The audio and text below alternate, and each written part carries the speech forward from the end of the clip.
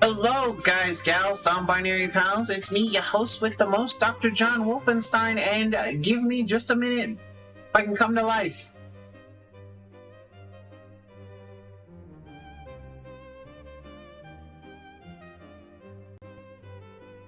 What the fuck, Mason? All right.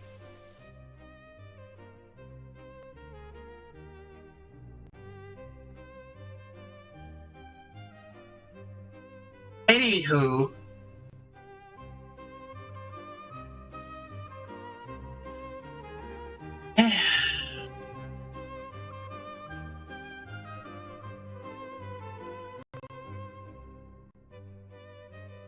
you know what?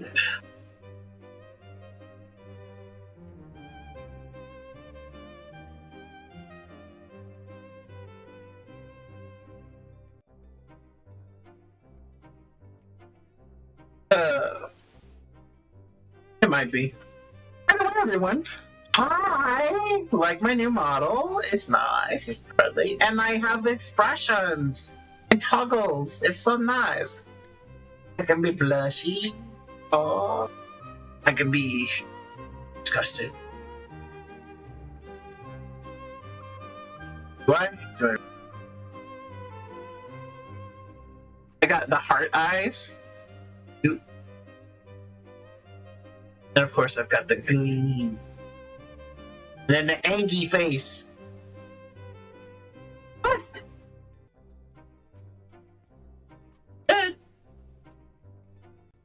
Oh, yeah. Okay, don't make me cry. It's a bitch.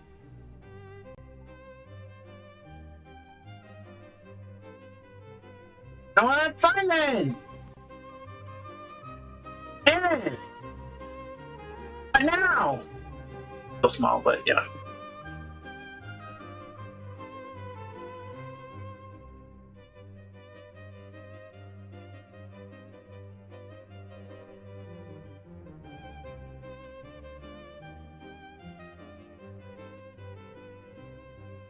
Don't art.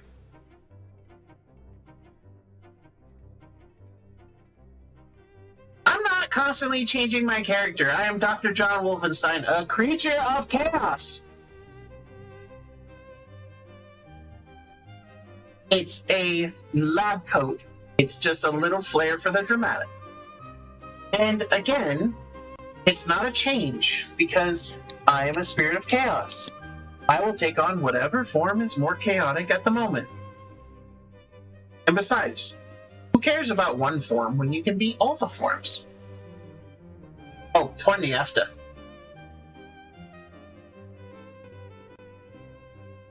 Sweetie.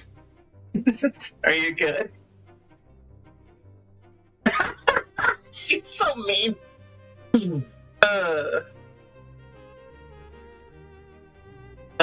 But anyway, it's so good to see everybody. Thank you all for joining us. Sorry about last week.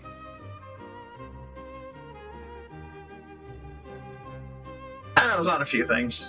Didn't have a lot of things going right. So, but we have our group today, and of course we are going to say hello to an old friend who has returned to us from the stars or the grave or the flower patch, whichever he prefers.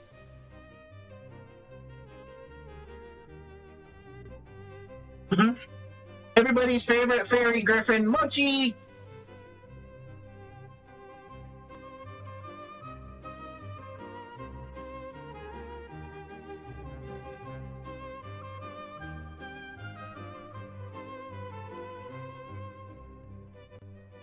It's okay. We're happy to have you back. Yeah, it's nice to have you back because again, we all love you, face, and we missed you. So you know.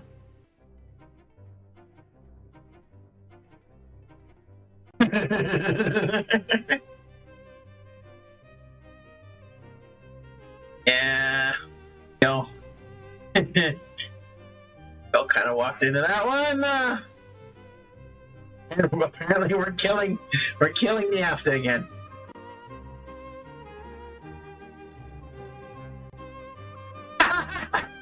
I was already dying, I swear.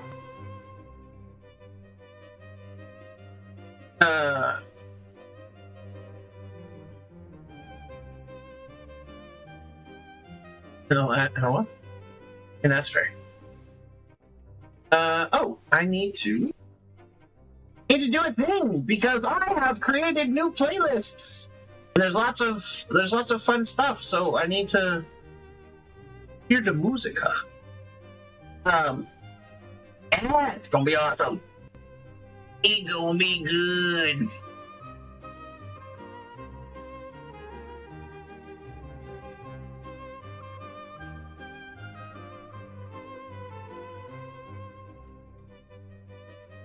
Okay.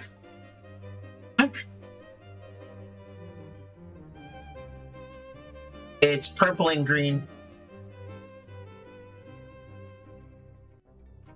Purple and green. Black is always an accent color.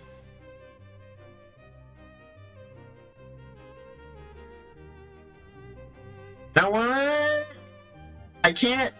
As much as, you know, you can be anything you want as a VTuber, I don't do blackface VTubers. I'm sorry. I just don't. I find it a little gauche. You don't know that. I mean, it's not hard to find out, because there's views of me as a flesh tuber, so. But still, I find it a little gauche. Not saying that other people can't do it if they really want to. I just, again, I don't. Not my thing.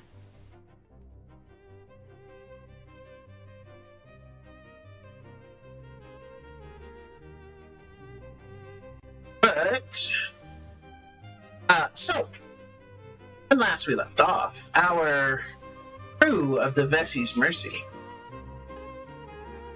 and everybody in this world finds it to be one hilarious joke. Maybe it is. But, right? But to be fair, your enemies suck, so.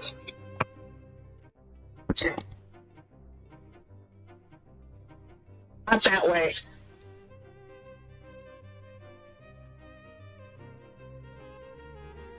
I mean, that is fair, actually.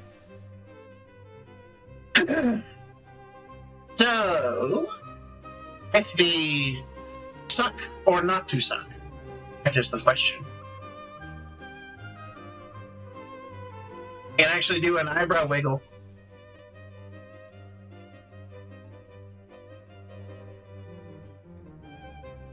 Are we sucking or are we not sucking?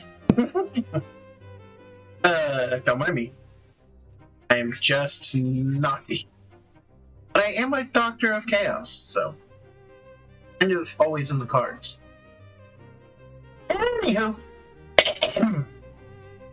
Also, I prefer to be called Evil Genius.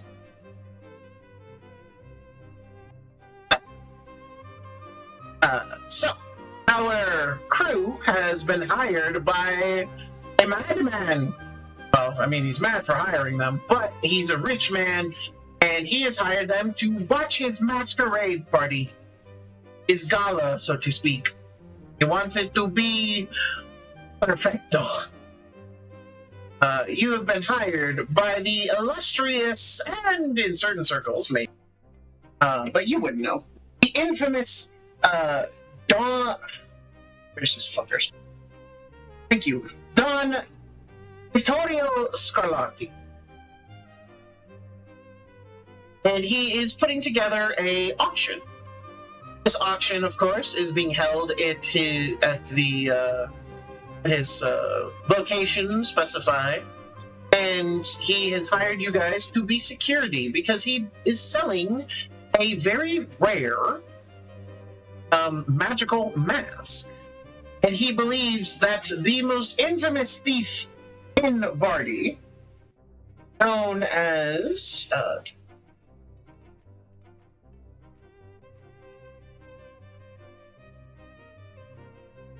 Shadow Mask. There she is. The infamous thief Shadow Mask plans to steal it. And you are hired to prevent that from happening, because it is not a good thing that it happens. Of course, some of you are attending the gala as simple guests. Of course, that would be Niafta and Scram, who are arriving as guests and are going to blend in the party. And you're sneaky spooky with their masks. They're going to dance the night away. So dancing.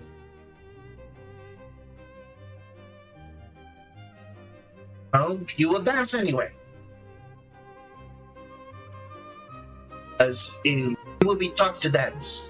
At the very least, you will wander about and not look suspicious. Don't be suspicious. Don't be suspicious. I mean, I can make that happen. What, you don't want to visit Beast, son of Brute? His wife?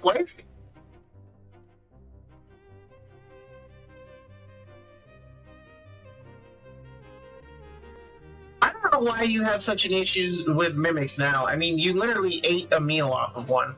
I don't know why you're such a baby about it. You literally slept in a bed that was a mimic. I don't know why you're such a baby.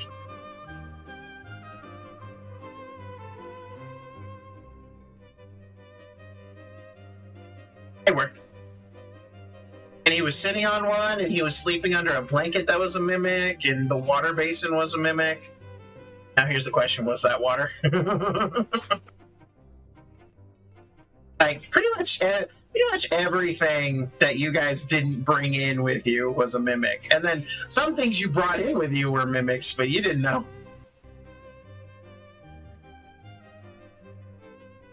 Oh yeah, no, they know. I haven't introduced Beast, son of Brute in this world. For this world. And to be fair, if he was in this world, his tavern would be on a ship, or a broken or sunken ship that is like, or a beached ship, and it would also be a mimic. I have that stat block thanks to the Seas of Vodari. I have a sunken treasure, a sunken ship mimic. And thanks to Fizban's Treasury of Dragons, I have a treasure mimic.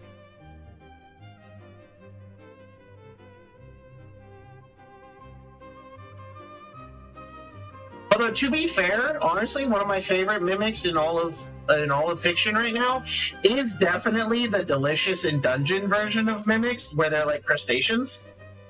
Like, that's actually really clever. And apparently they taste good. Yeah.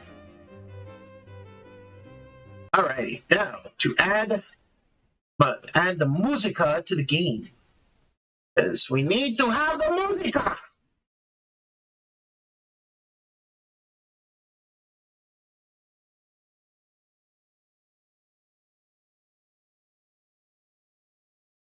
Definitely sounds like an Islander chant. Musica, musica.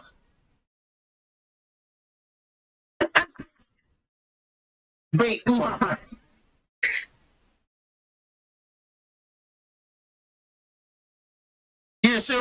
assume you didn't have it. I steal other people's brain cells too. That's why Emil's not very smart.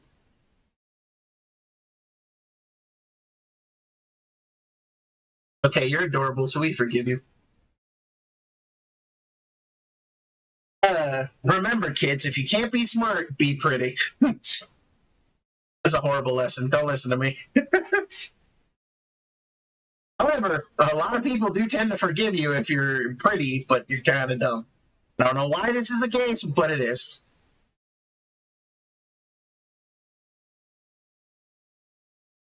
This is true.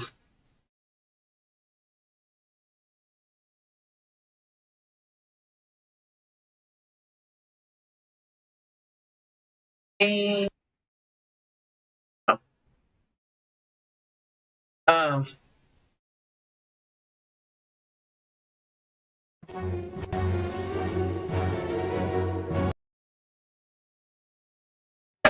It's stale.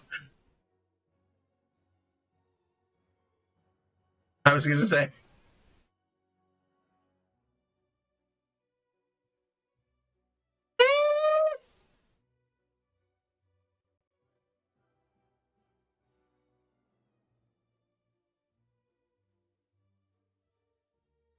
Oh, that's right. That's actually very.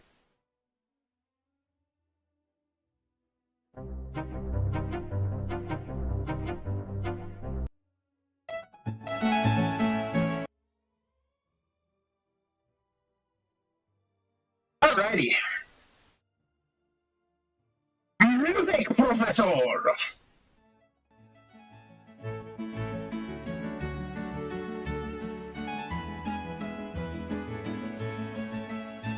I mean, technically it is, but I was quoting Pinocchio. That's what Geppetto says when he turns on the little musical wooden toys that he has in his shop. Although the song that accompanies that is called Little Wooden Head. A little wooden head. I actually know that song? I can actually sing that song word for word? Vincent, beat the prize for me. I can see that you're not surprised by that.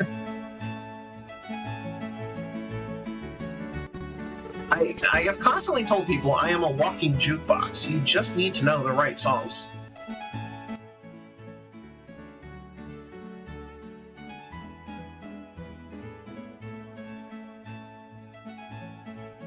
I mean, how bad can I be?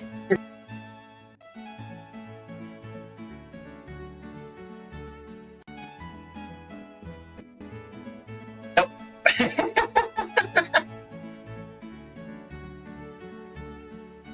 See? Not just me.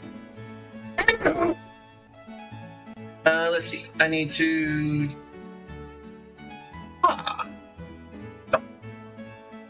So, Vodari! You guys arrive on time, and you find that you are not alone. In fact, you find that there is... Okay. And that there is another at the gala. He is glorious, he is fabulous. He has swole arms. Really, Matt?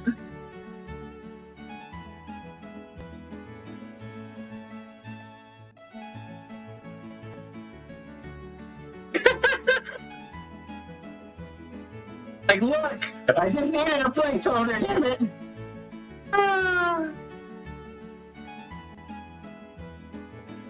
Give me a second!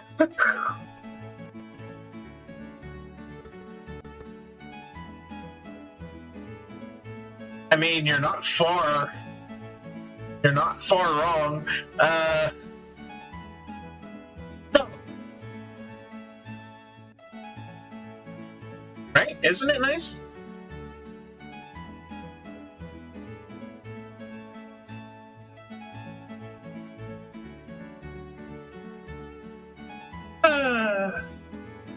You set up this map, but no. I do really appreciate the character. Oh, you will. Oh, you will. But you'll see the token right now. There you go.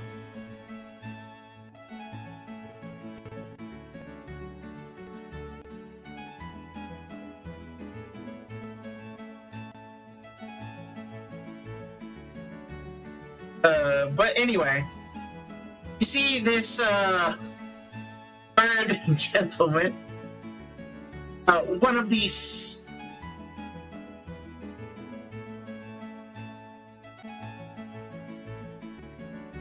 because it's not dry anymore.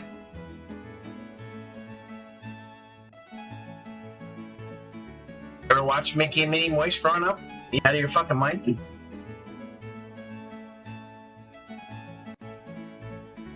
I think we all did, honestly.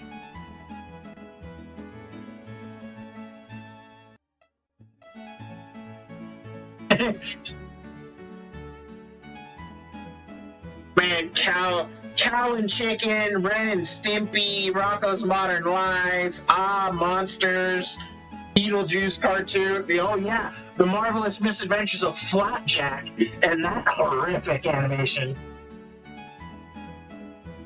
Oh yeah, I loved it.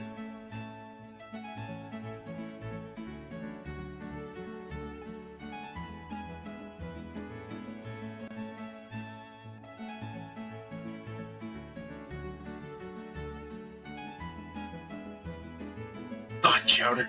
There's another one. Oh, no one heard you say Chowder.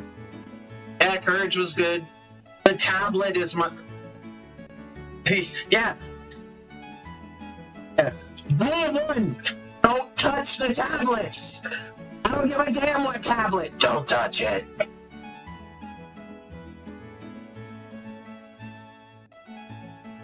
Dude, straight up, that was the only episode of Courage the Cowardly Dog to give me nightmares, was the fucking tablets.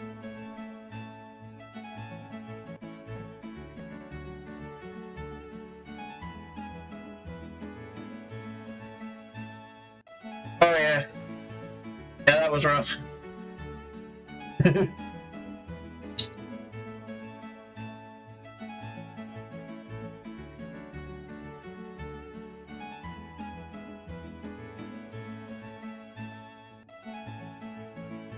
Nope. But we have definitely dyed the grease. Today's color is magenta, and we are way off in the wilderness in the power of ADHD. But I do apologize. But you have encountered a feathery boy who is a Skyborn. Mochi, would you like to describe your character?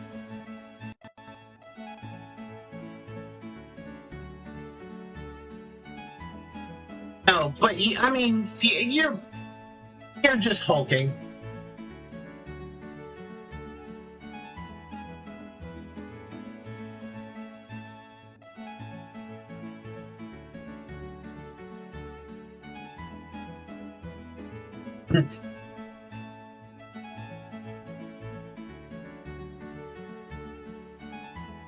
Yep. You've definitely been given a guard's uniform to make yourself look fancy and guard credentials, but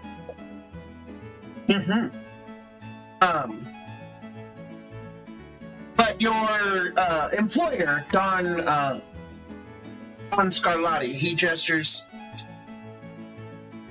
Nick, Captain Neafta, and the Vessie's Mercy crew, allow me to introduce you to one of the more capable hands I have also hired for this event. Go ahead and introduce yourself.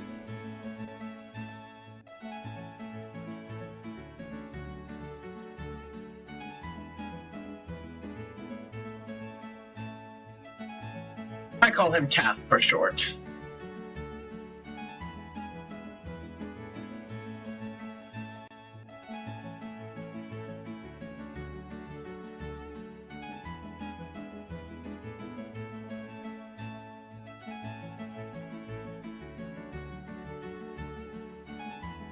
Now then, Taff, and of course, Captain Neafta and her crew, allow me to show you around. As you can see, and he takes you on a tour. The gallery is where we shall be holding most of the objects this evening. This is where we shall, of course, be having the main auction as well. Any individual will come and bid on the mask, and he gestures to it, which the crew of the Vessie's Mercy has already set up with the glyph of warding. Now then, There is the office that will be unwelcome to guests. There is also the upstairs, which shall be cordoned off. There's no need to go up there this evening. Again, I suppose any thief would try to make their escape upstairs. However, Skull and Valor, you are able to, you would be allowed to go up the second floor and inspect it as part of your routine patrols. But you two are being more obvious in your guarding. Now, Lady Niasta, I would hate for you to be bothered with that, so you would stay down here between the ballroom and the gallery. And finally, the garden. He gestures and guides you all out. A very beautiful garden that he has. Allow me to actually read proper descriptions. So, the entrance hall, where you all find yourselves to start.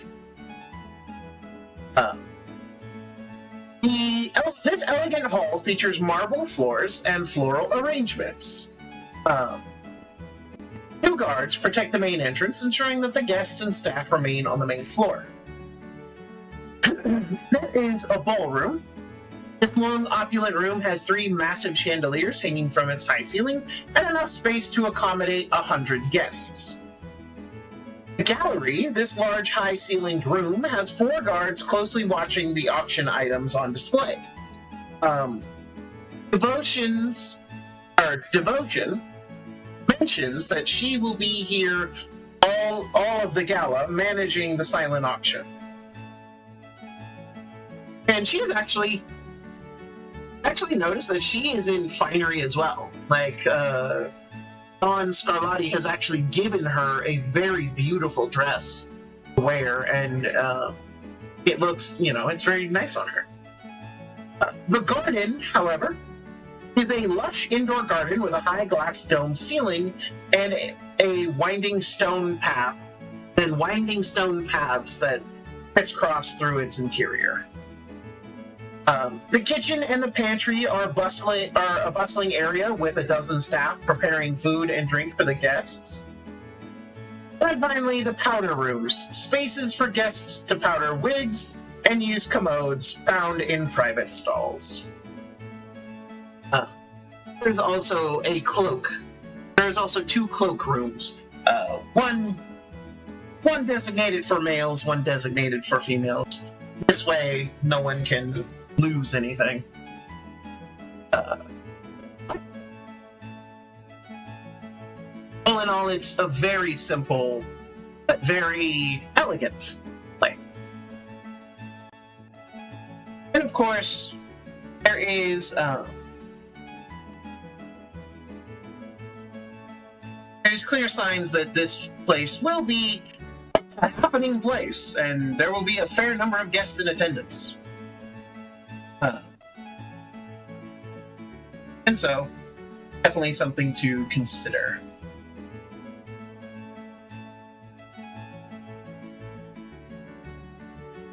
Streaming? Nope.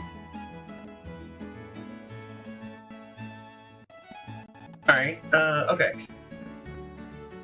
Okay, good. It is streaming okay. Sorry, I got concerned that one of my streams wasn't working. Alright, when you're multi-streaming to multiple platforms, you need to sometimes check on that.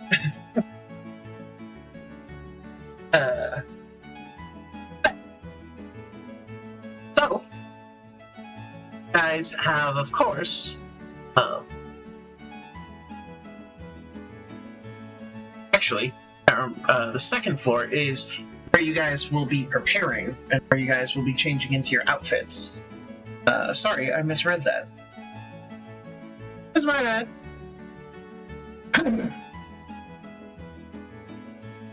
Oh? Is it? Ow! I got myself in the face with it. Is it not picking up? Oh! How about now? Does it sound better?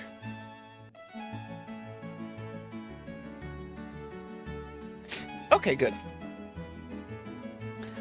For some reason, it tried to select default, not the mic I was actually using. That is unfortunate. Early on, he says as we're 40 minutes in.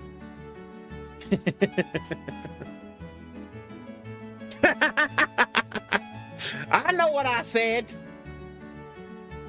Oh, yeah, fair enough. But anyway.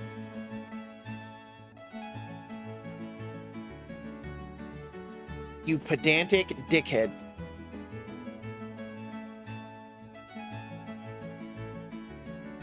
Yeah, at least he's consistent. Alrighty, but... So, with that, though, you all change into your various outfits and your various looks. Just so that we can keep everybody involved and I can keep things flowing naturally, I would like everyone to roll initiative. Make sure you click on your character token before you click on initiative.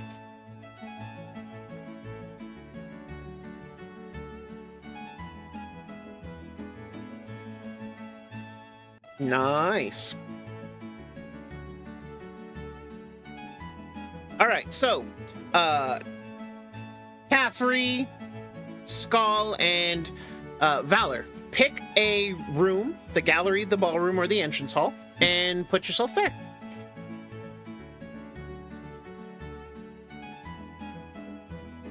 Put yourself, like, against one of the walls.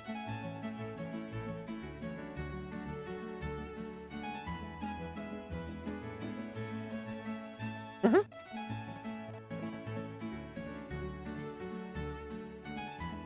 Okay. Perfect. And Scram and Niafta, you guys are looking like you've just arrived. Looking very fancy. And with that, allow me to change the music yet again.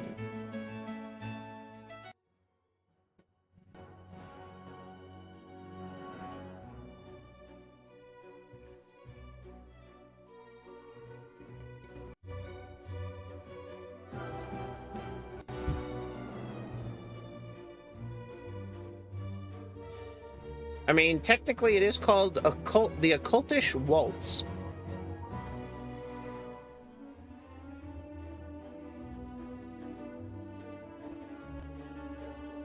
It's actually from a video game that a friend of mine told me to pick up and told me had a really good soundtrack. It was some like Call of Cthulhu-esque game.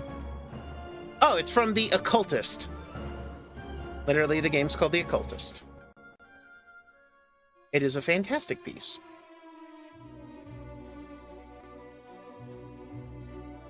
Alrighty. Now then,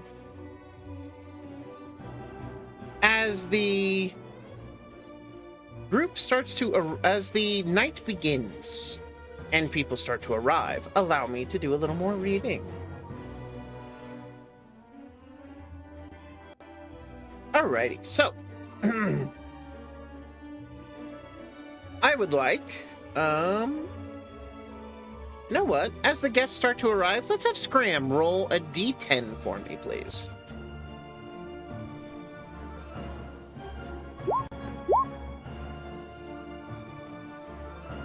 I do.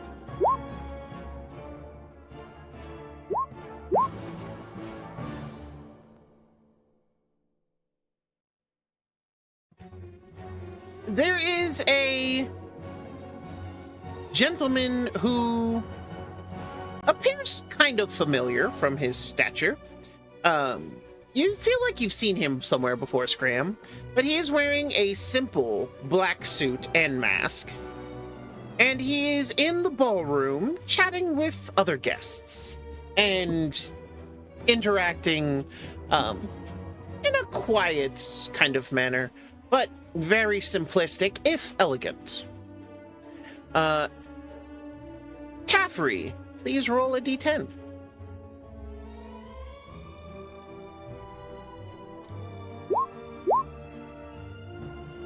You are in You are in the gallery.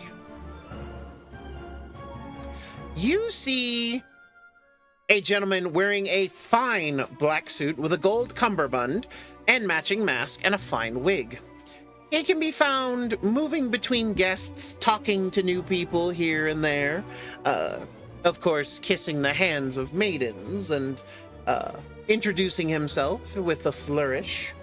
Definitely a very pretty boy. Definitely seems to be fashionable, if nothing else. And he has his eyes. He has his eyes on a few people. Now, there is a fair bit of people coming in and out of the gallery, checking out the wares and making notes and passing them to devotion. Again, this is a silent auction for the most part. Lady Niafta, would you please roll me a d10?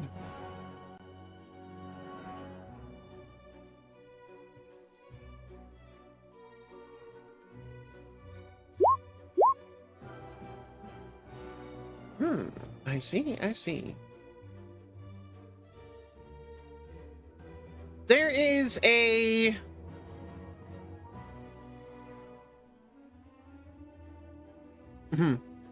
There is a woman here who is wearing a gorgeous green gown and matching mask that seems to be accompanied by a lizard on her shoulder. And you catch her taking one of the offered little pieces of hors d'oeuvre and feeding it to her little pet. Though she is trying her best to be sneaky about it.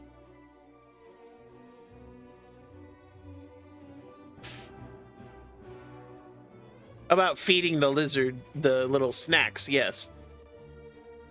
No, it is not going well. No, she just has a lizard. Let's see. That brings me to Skull. Roll me a d10 if you please. 2.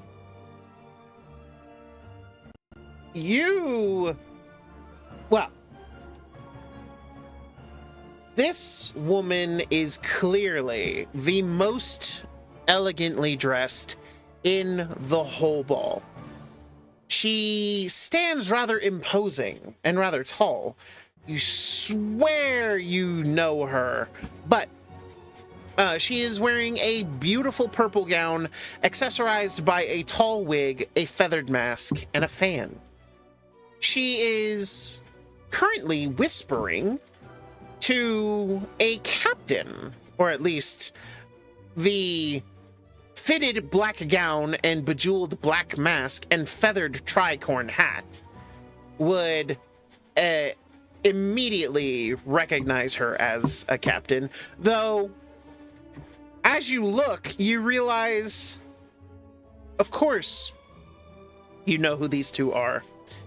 This is Queen Taiki and Princess Aquitani. The royal couple and rulers of Vardi. They appear to have made the guest list, which, not surprising, but you're almost like, why did they even bother with a masquerade mask? Because everybody can recognize them pretty instantly. But it is clear that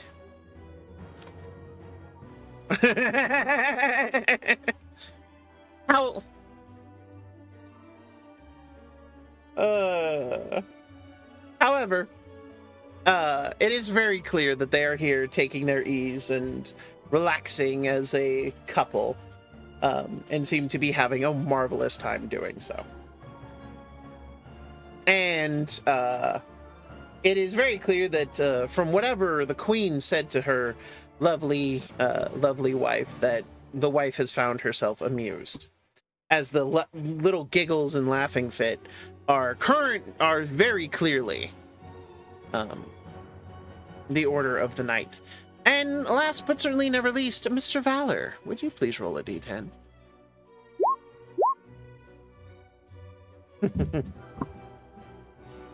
Sure.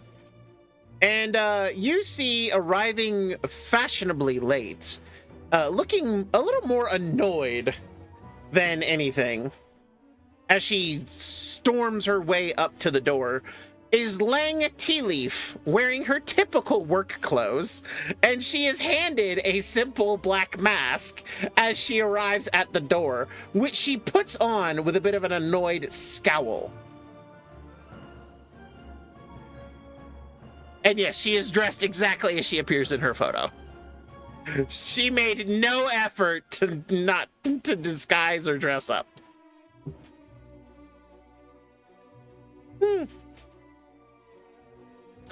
And it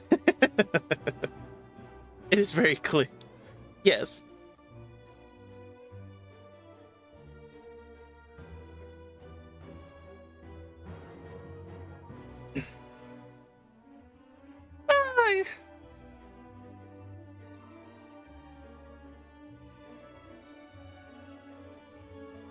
Not necessarily. Mostly because you guys are stationed in different rooms with other guards who are also stationed in the different rooms. So it's assumed that guards in one room will react to guards in the same room.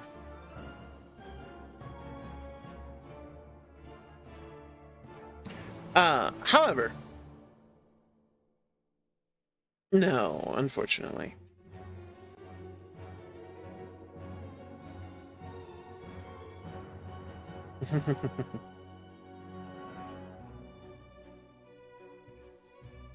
Sure.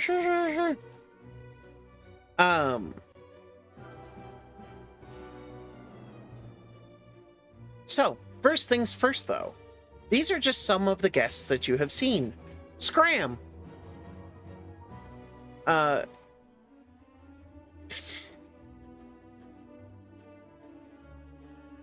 If you would like, as you move throughout the party, you may talk to any of the guests that are around.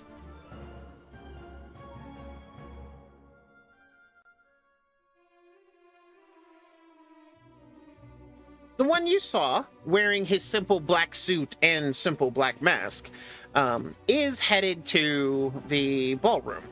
He is currently passing you by.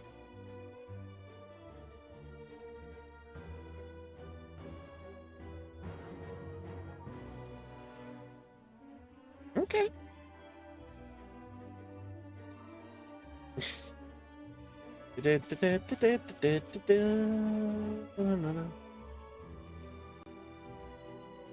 As you approach, do you approach the guest that you saw, or do you approach a different guest?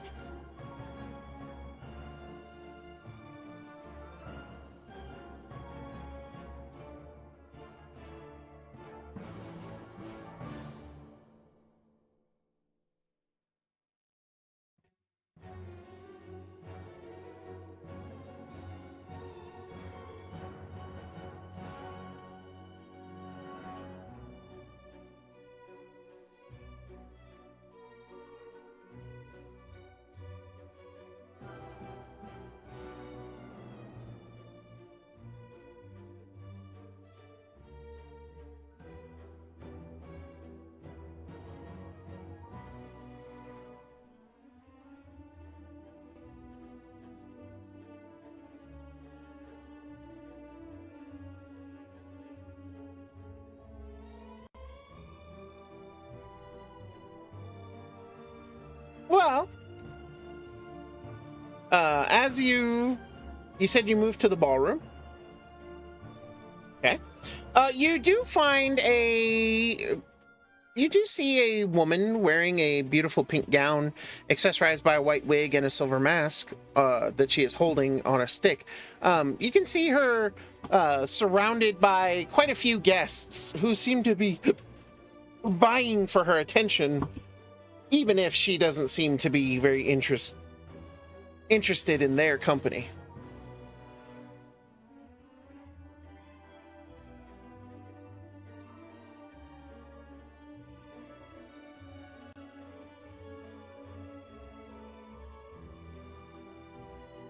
Fair enough. Go ahead and roll a perception check, if you'd be so kind.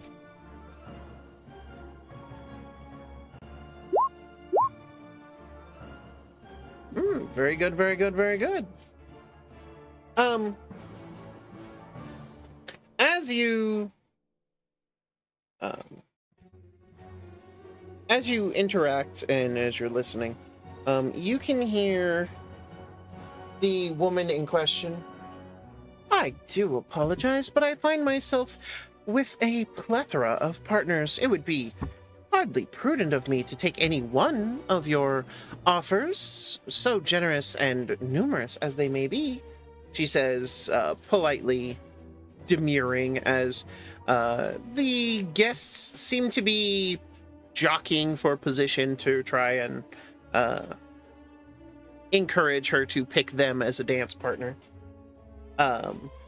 You do, however, notice, thanks to your 17, that she is looking for a way out. She's not thoroughly impressed with everyone.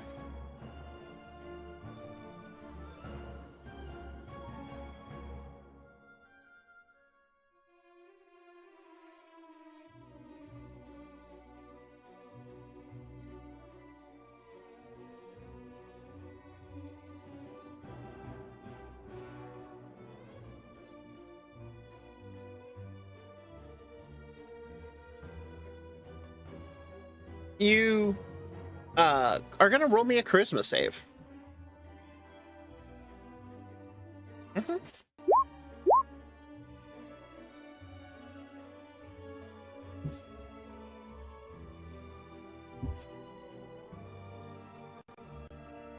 You're just pretty. Charisma can be physical, it can be a physical measurement too, if you so desire. But you feel your feet start to move towards her, as it's very clear that somebody in your head is directing you. And you can just hear, go on, she needs a hero.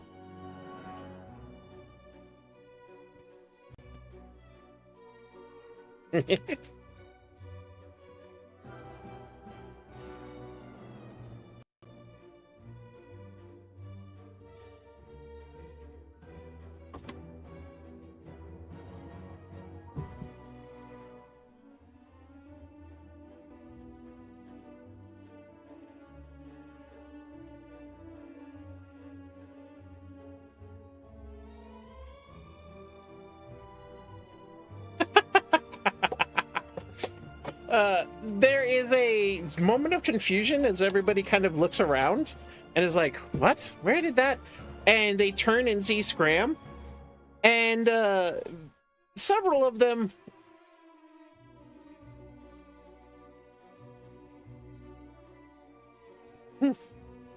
but you can see that the woman in the pink gown quickly takes your arm in hers.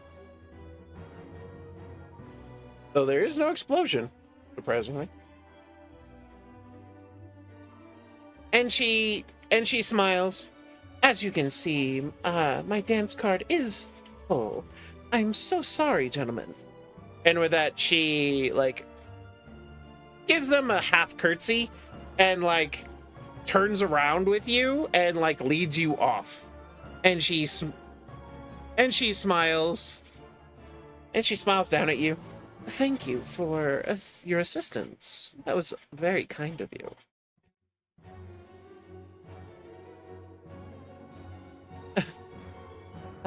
Oh.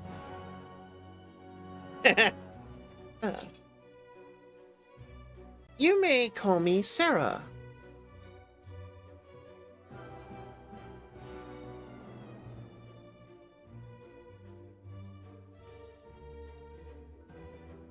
Why, thank you. And is there a name I could call you for the evening?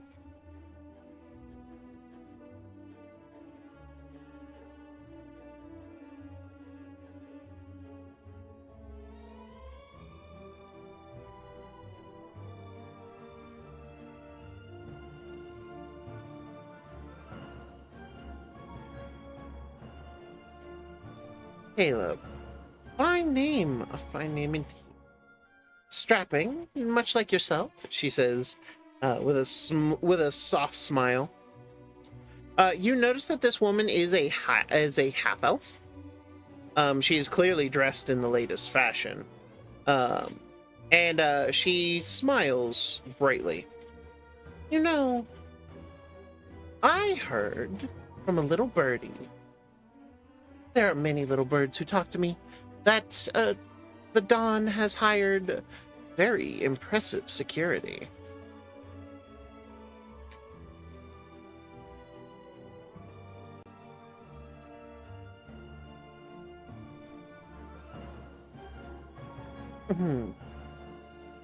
That is one of the members of the crew of the Vessie's Mercy. Do you remember their heroic actions at the Feast of Fools?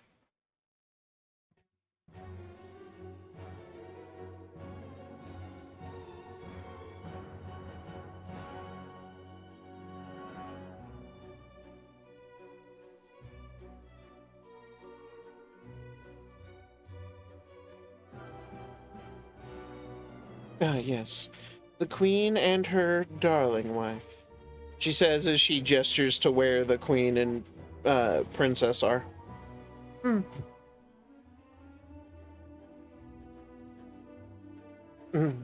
Well, I mean, sure, but we're all pretending here. But you know, I came here for another reason. Would you like to know?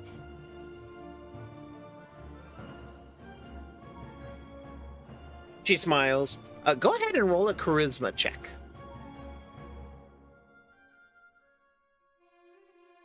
And I'll let you have advantage because you were her knight in shining mask. Yep. Yep. With a 14, she smiles. I heard that one of the items on auction is going to be pilfered.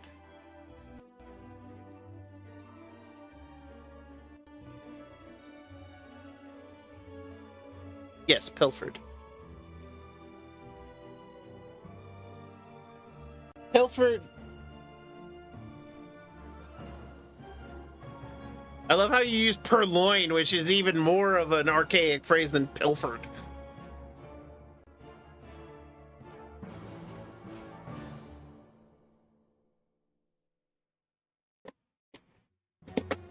What? Shut up. You are not our slang expert, Valor.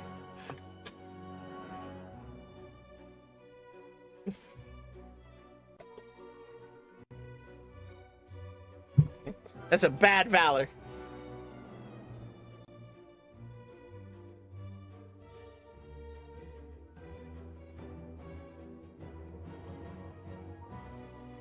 Oh, you know what's hip? You know what's fleek? You know what the young folk are into? Is that what we're hearing, Grandpa? Shut up with the 6-7. Shut up. Shut up. Just shut up.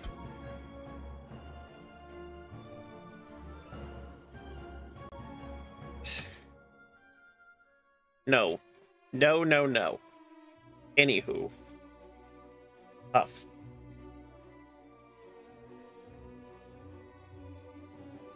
But yes, oh your goodness. Anywho. So but she smiles. I hear that the beautiful mask that is on display is going to be stolen by the legendary Shadow Mask herself.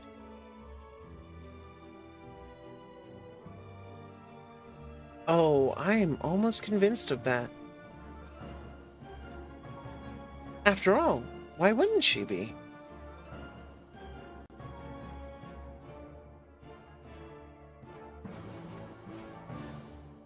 Nothing quite so...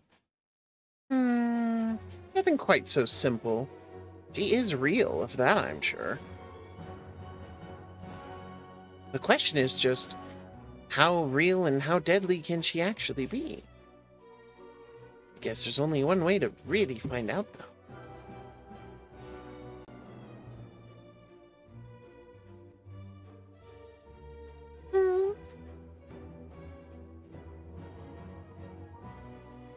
Roll a persuasion check, if you'd be so kind.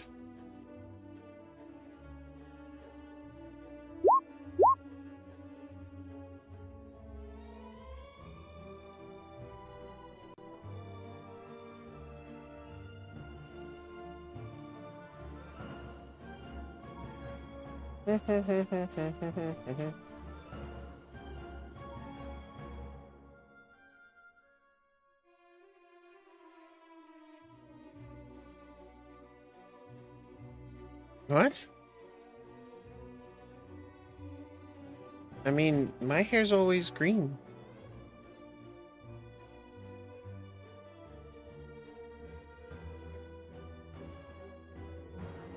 Yeah, you're right.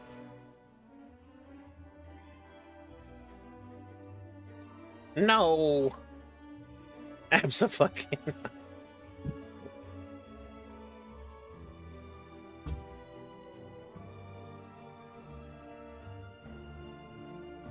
Okay. But anywho, she smiles. She's done several things that would cause attention.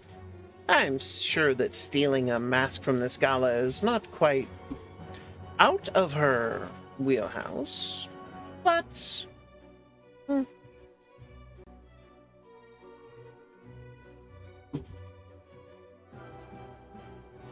I guess we shall see what happens in the end, shall we? In the meantime, she smiles and she begins to lead you through a waltz. Roll a performance check.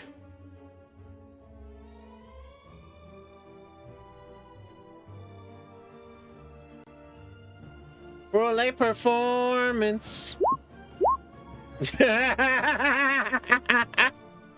So, this is very much her dragging you through a waltz, and if you could even call it a waltz by the end of this, this is it.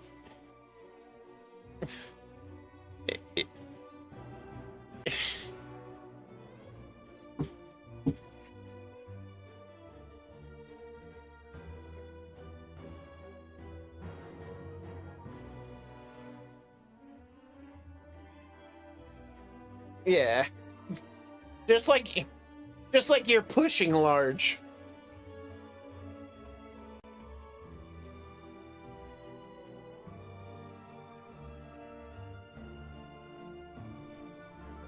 Yeah.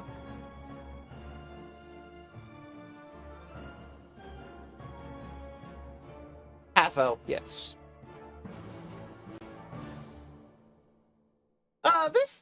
They range in human sizes, but I mean she's probably taller than Scram, especially because she has heels on. So.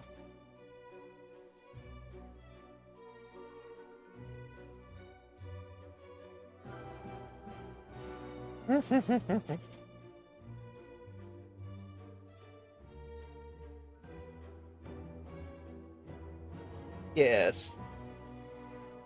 Oh, Lottie dancing with Naveen's younger brother.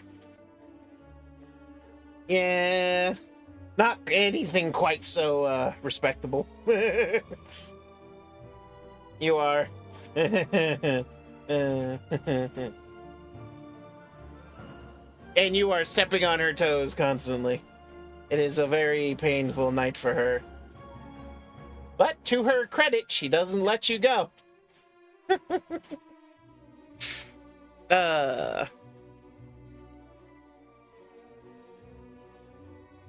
Oh yeah, every once in a while you see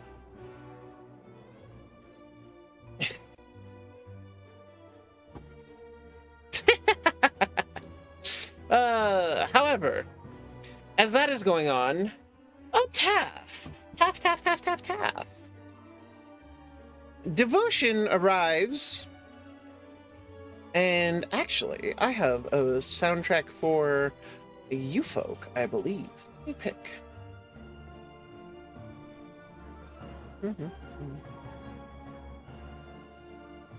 The guards.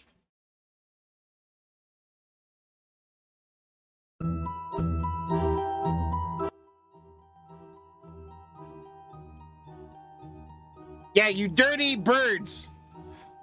With all your feathers! But...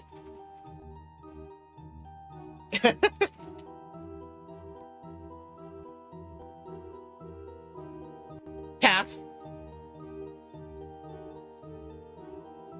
Oh no. Matt!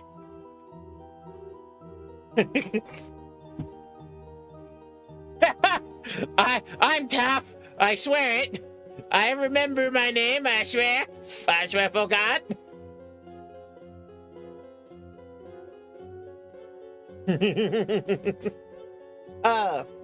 However, Devotion approaches you and she gestures to a dragonborn. He appears to be golden of scale. Or excuse me, bronze of scale.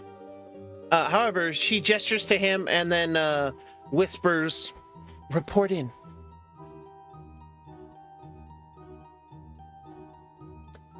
And in, I-N. Indigo November.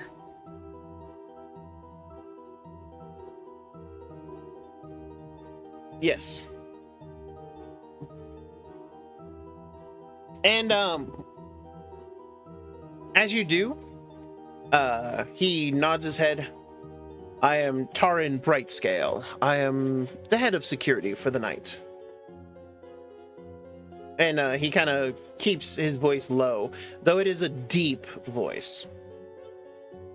"I know that you are the special hires. Now then, my staff will stay out of the way. I want you to go look for signs of the thief. I am sure that she has already arrived and is already trying to make her move. Keep in mind, she is magically inclined, but she is also a fairly skilled individual in terms of other ideas and means. So, be careful."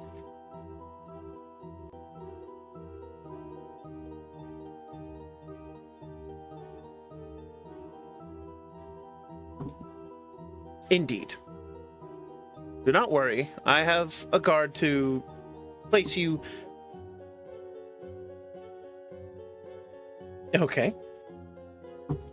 You poke him in the face, and you feel scales and his hard muscled body.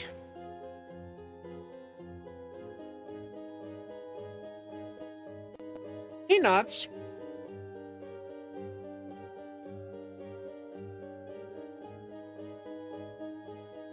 Now then, you may do a number of checks, and I will give you some examples. Of course, if you have something else you would like to do or something else that you would like to try as I read off the examples, by all means, let me know. So first thing you can try is an Arcana check. You can attempt to detect any lingering magic that might indicate that magic has been used. You can do an athletics check if a noise is heard. A PC might use athletics to leap over furniture or move quickly to catch the thief. Investigation. A PC can search for subtle signs of tampering or disturbances in the environment, like misplaced furniture or disturbed dust. Perception. You can use your keen senses to look for any unusual movement or hidden clues that might indicate where the thief is likely hiding. And last but certainly not least, you can choose to use stealth in order to move silently through the halls to try to avoid alerting the thief. Any of these are an option for you. Of course, if you have another skill that you would like to try to use, by all means, let me know, and we'll see what you come up with.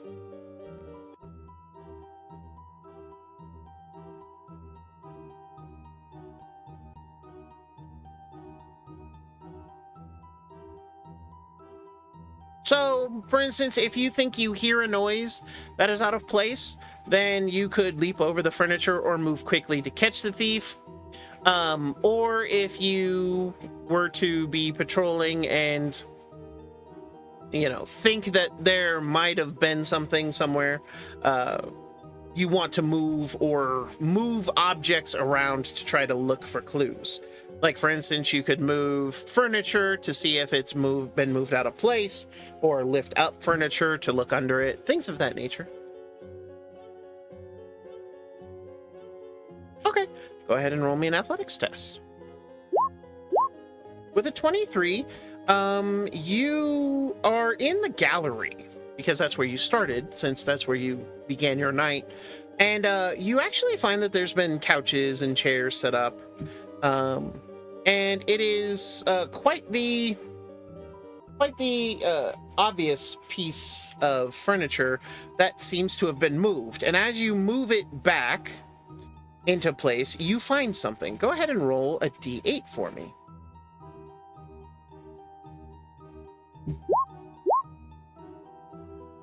You find that underneath this lounging chair, almost like a divan or one of those fainting couches, you find a sketched map of the auction house's first floor.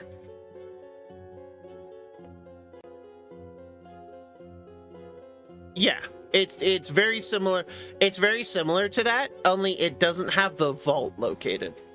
Though it does have a question mark where the wall seems to be.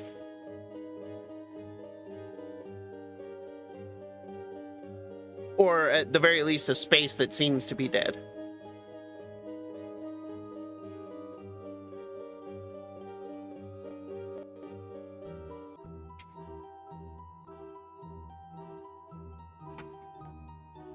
Yeah.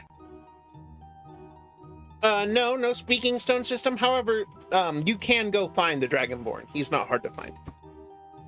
He is the only Dragonborn in attendance, actually. And yeah. Exactly. So, you approach him and he looks, yes.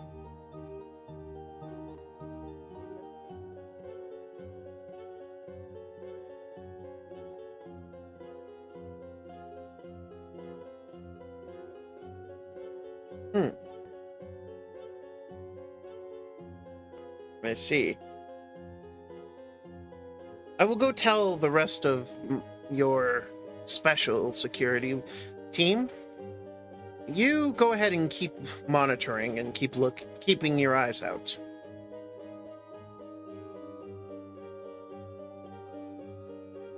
Move around and patrol. Make it look natural. And with that, he takes his leave and leaves you. As he leaves you, Niasta! It is now your turn. So, you have decided to socialize with the guests, such as they are. Remember, you are a guest first and foremost, and you're keeping an eye out. So, you can choose to interact with one of the guests that you have already interacted with, or no, you don't need to remain at the entrance hall. You can move about as you wish. The gallery, the garden, the ballroom, or the entrance hall are all where you can move. You did see Scram moving into the ballroom.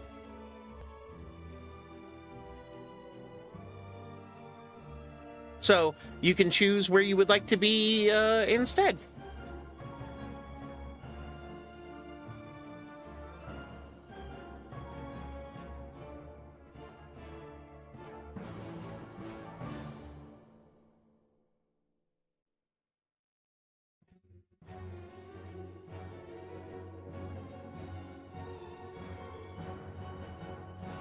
Okay, you can definitely go into the kitchen. Though, most of the guests are kept out of the service areas.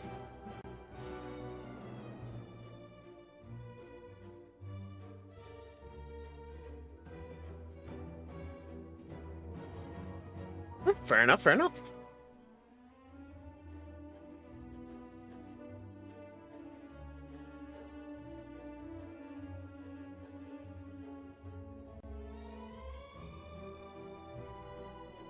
Mm-hmm. That is fair.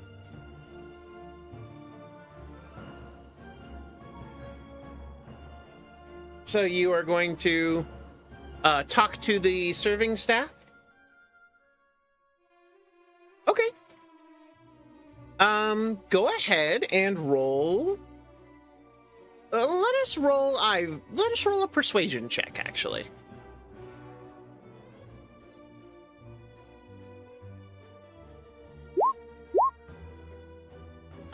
With a 28, you do find that there is a gentleman who is returning with an empty server's tray, and he just sighs. I tell you, the guests at these things, and he just shakes his head. And then he notices you. Oh, pardon me, my lady.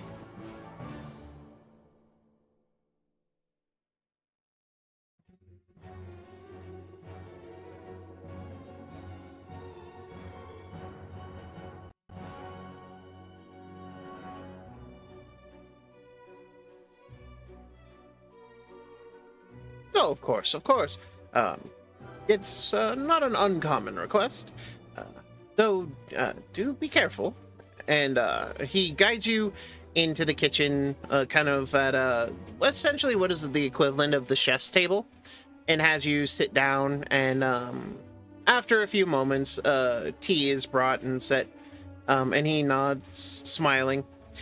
Calming tea, one of the best from the House Tealiff, of course. Her teas are second to none.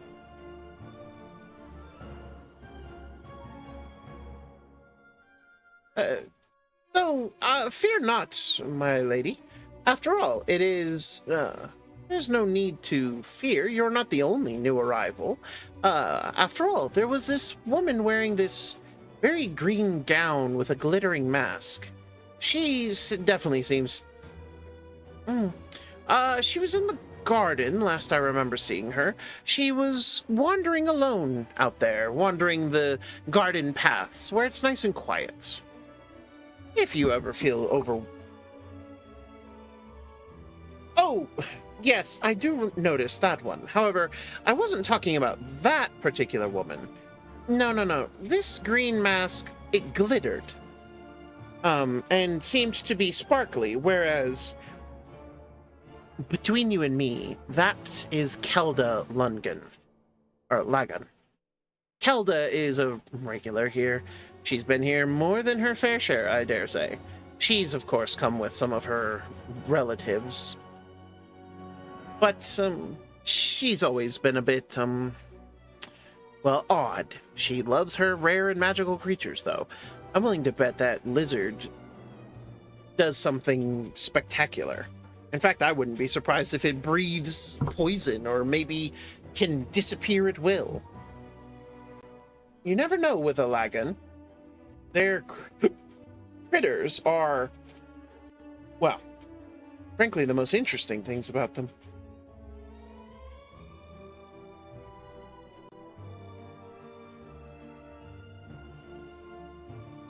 This one, she's wearing a green gown and a glittering green mask. She's been wandering rather alone in this evening. It seems she's definitely new to the place. And in fact, well, I don't want to say this for sure, but I don't remember her coming in. Still, I find it a little odd, but, alas.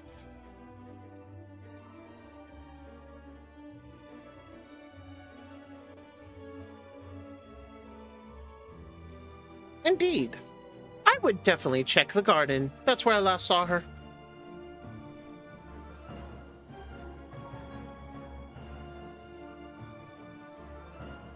Of course, my lady.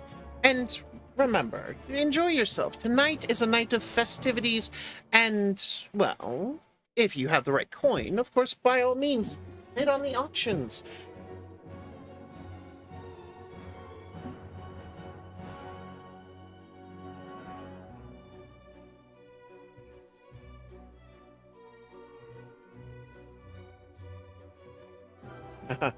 Yes, well, we all must learn to, what's the phrase, crawl before we can walk. Still, high society, you'll find, is full of mystery and intrigue, almost as mysterious as the masks that our lovely guests are wearing.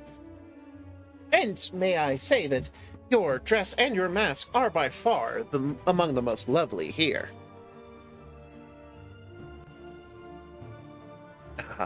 Well, they are a beautiful gift. Now, by all means, finish your tea and hopefully go and make new friends. After all, I'm sure that new guest is just as, well, lonely and a little intimidated as one might wish.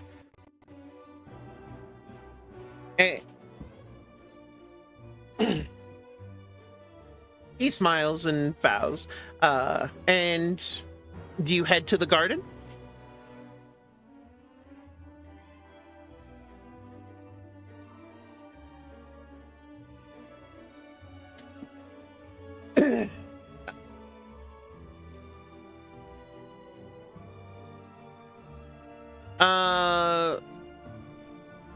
You can talk to Taff.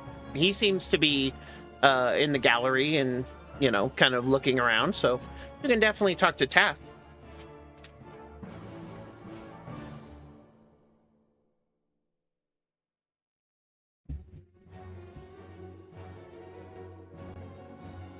Yes, it is. Okay. So, yeah.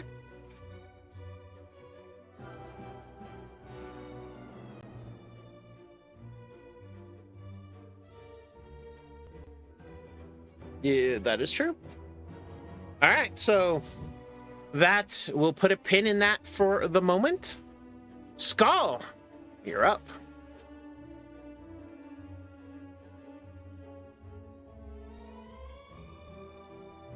Then I would love you to roll a perception check. With a 22, you do notice a set of unusual movements over by one of the windows. You can't tell if someone passed in front of it or passed outside of it, but for some reason, part of the curtains, the drapery, moved.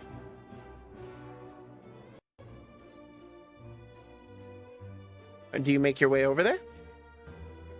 Roll a d8, please.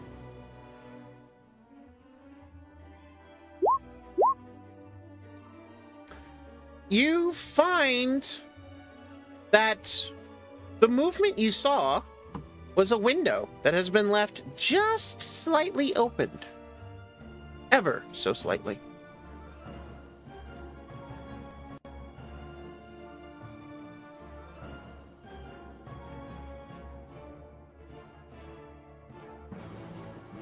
Alrighty. And as you do, you would notice Scram being drug along the dance floor. However, the other thing you notice is that Niafta has reunited with Valor. Valor, Niafta approaches you.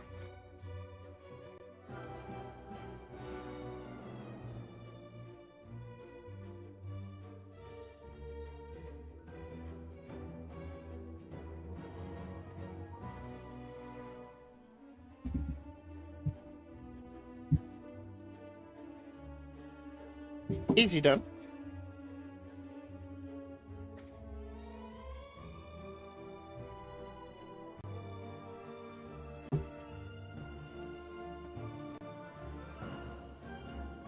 Yeah.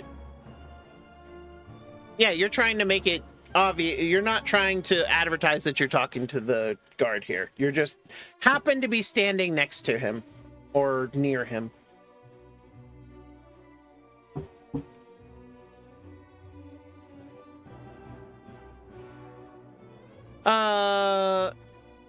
It could have, yeah. I would say so. Niafta, you could use your paper fan to disguise that you were talking to someone. So, but what do you say to Mr. Valor?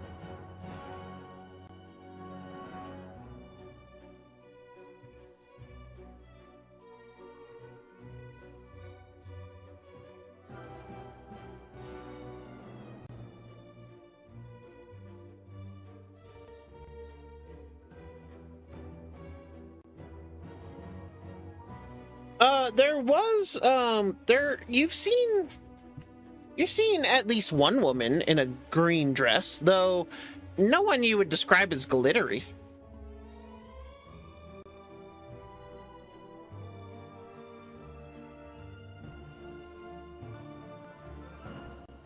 Correct.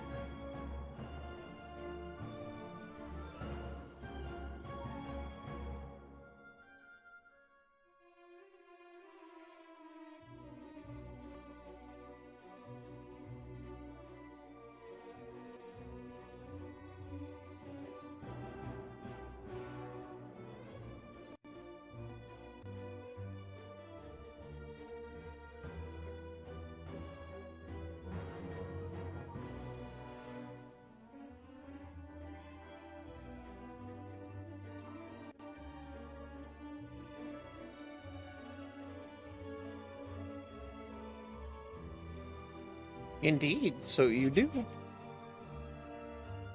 And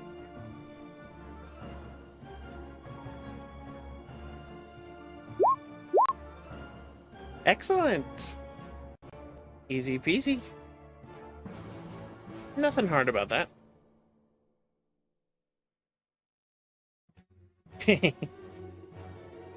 Nothing hard about waving your post and waving it off to someone. But you head to the garden.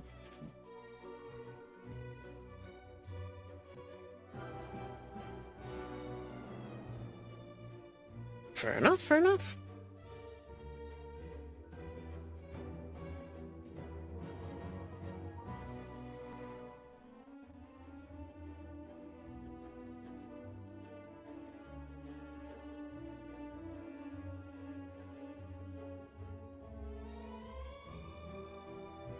Gotcha.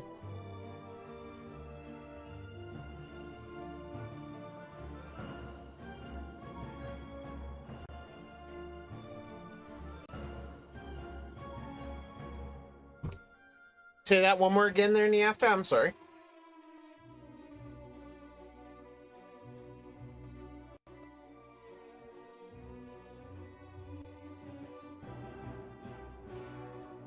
This is true. But, so Valor, you have made your way into the garden. Would you like to roll an investigation check to look around and see if you can find any clues?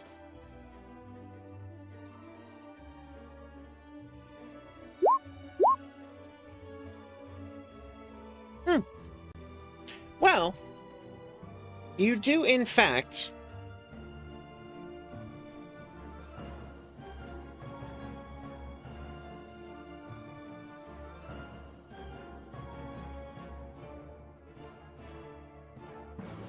sorry.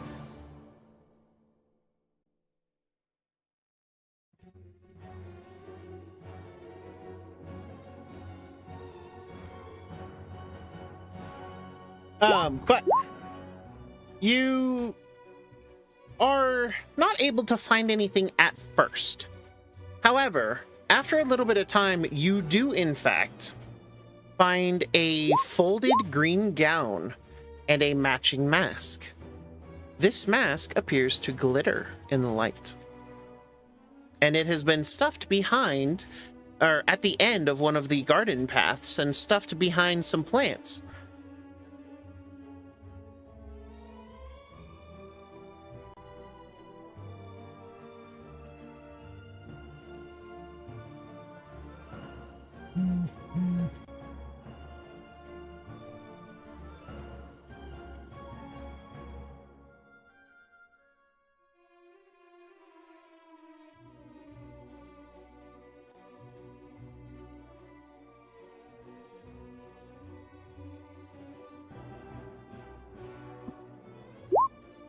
So the mask is actually in the gallery.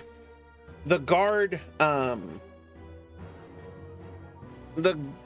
room, and where you guys got ready for the night, is on display. The guard room is on the second floor. Sorry.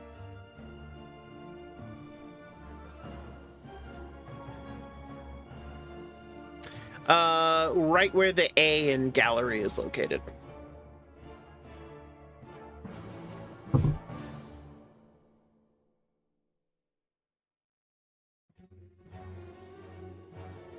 Very good, very good. However,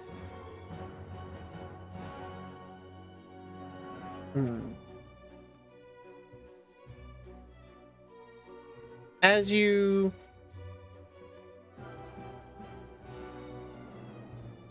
arrive at the case, you realize that the case has not been tampered with.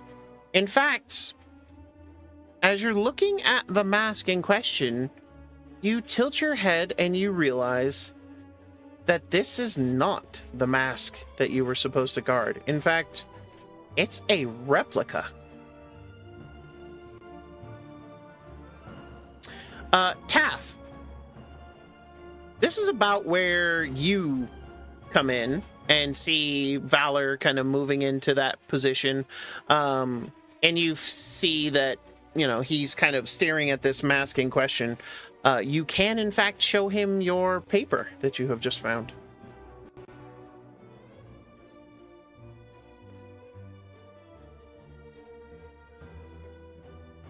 Oh, there you go.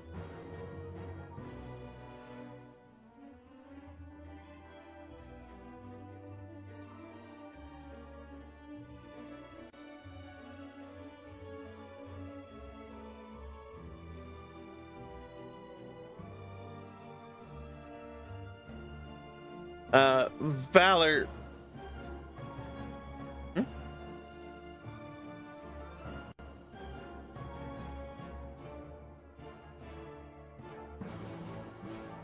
You know that there is a vault somewhere. You don't know where specifically it is.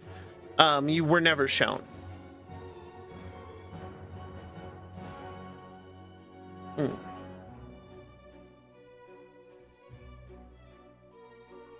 And Valor, as an Oath of Discovery Paladin, it doesn't take you long to put together the fact that there's probably a secret door near there. And you realize that she discarded her disguise as a guest and has probably made her way towards that void space.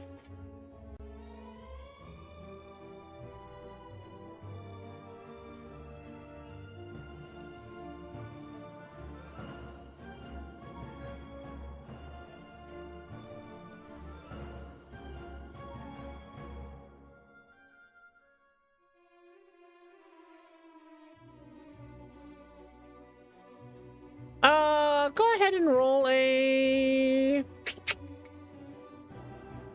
We'll call that... What do I want to call that, actually, now that I'm sitting here thinking about it? Let me think. Roll a Thieves' Tools check, querying intelligence.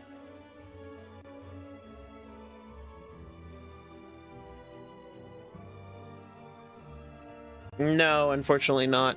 However, you do have a map that you maybe could take at face value.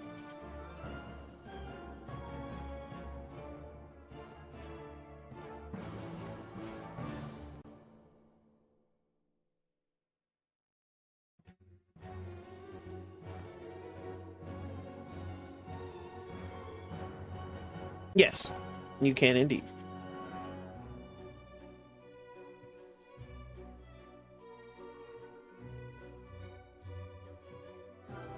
Watch out.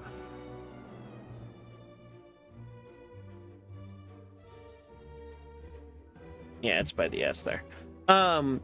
Scram, you are Skull, you can see that the party has kind of moved to this point and seem to be in a hurry. You are capable of making a calculation of 1 + 1 to equal 2.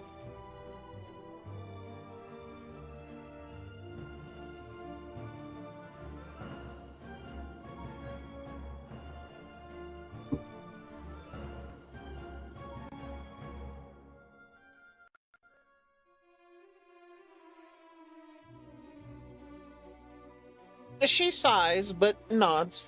Oh, well, I suppose he can't be my partner forever.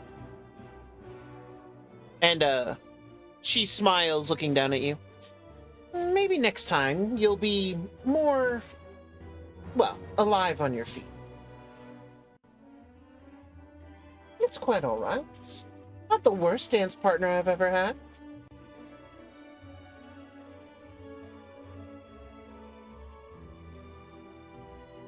Until now, she says, smiling.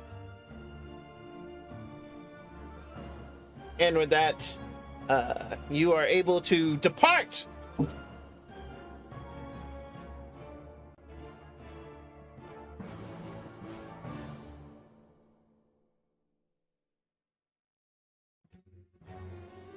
And Scram is dragged.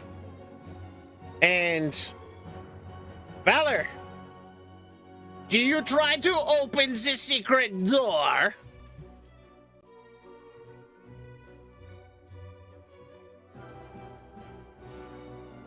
As you push the hidden door inward, you find a narrow staircase descending into darkness. An unconscious guard lies at the top of the steps.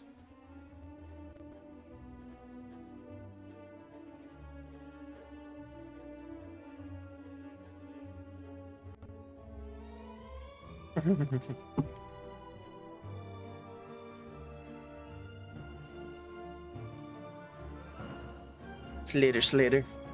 Slater, Slater. Slater, Slater. However, it is unfortunate that that would be the case, man. Okay. The staircase to, English is so hard. No, I don't. They don't speak English in what either? They speak when? Where? Why?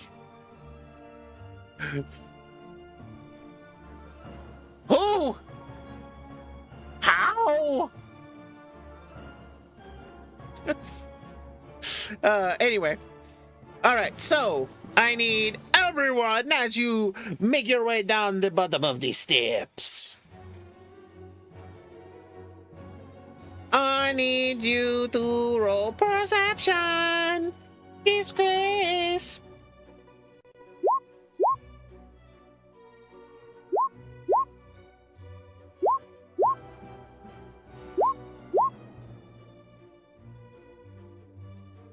Scrammy boy. Perception. Ah, you got it. You're a big kid now. Scram's a big boy now.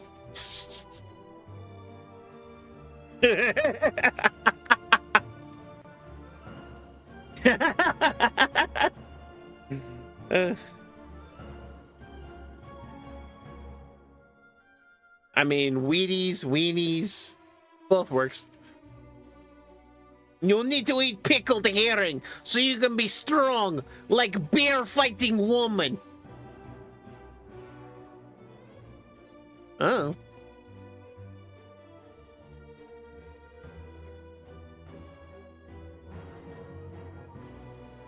But I mean, he should probably eat herring because pickled herring is good, and Selkie probably like pickled herring. I don't know. But you all see a trap. It's a tripwire.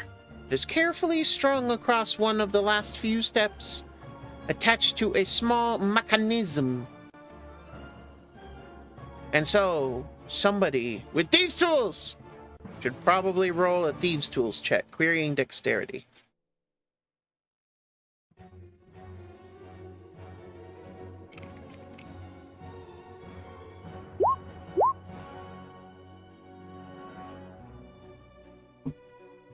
I love the fact that it's also Neafta's thing, too.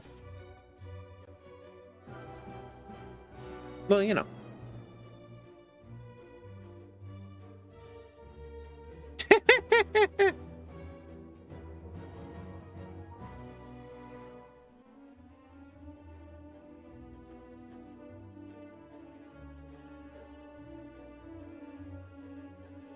Yeah, she never was a thief. She's just learning how to be one. That's true.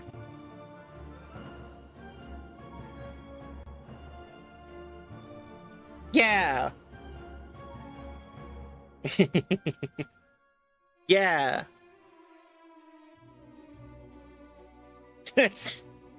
Anyway, as you manage to cut and disable the mechanism without triggering whatever it is, you guys continue to rush down. You reach a small landing at the bottom of the staircase. The vault's thick, rounded steel door is partially open.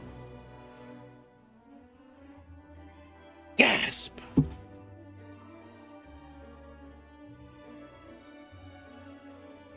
As you try to open it, you realize that there's something caught in the hinges, and so it won't open any further. But it also won't close any further. Oh, yeah. And she...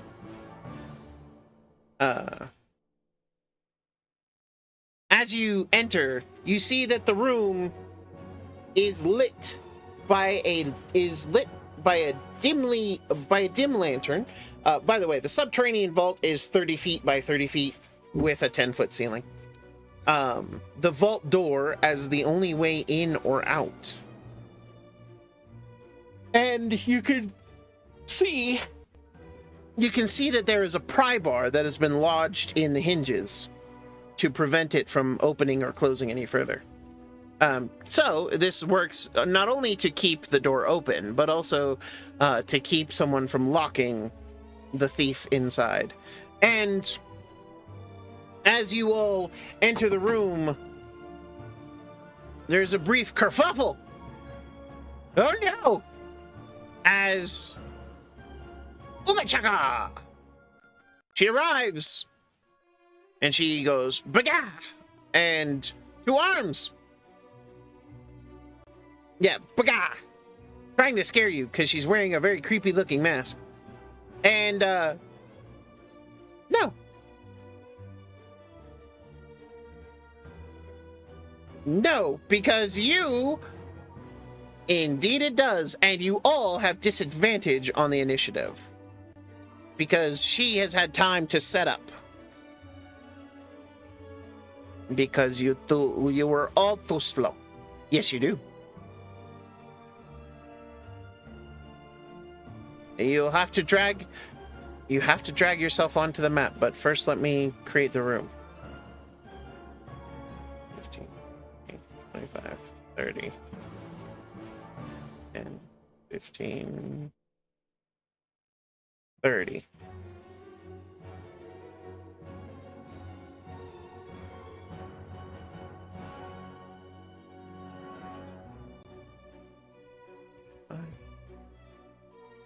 Right.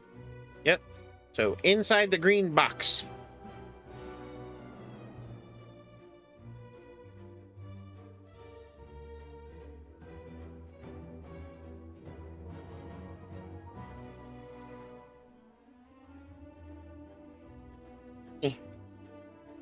There you go.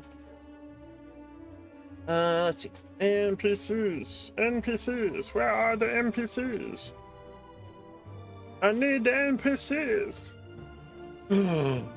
You mean I didn't? Oh, okay. Yeah, I did put one. Aha. It's me.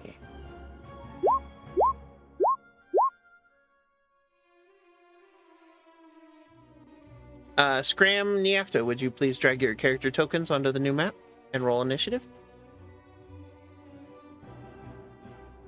You can go to the, there you go. You're welcome.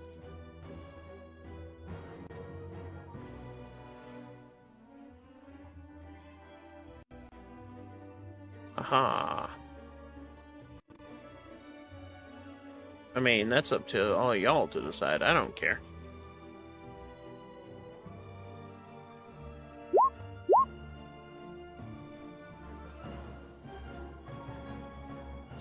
Scram is at the back, I'm guessing.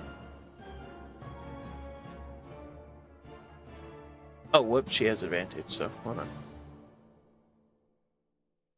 Okay, yeah. Yes.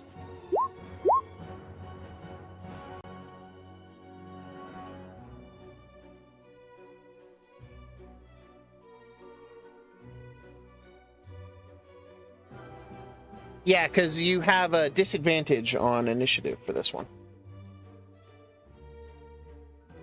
Because you guys were not fast enough. She had prep time.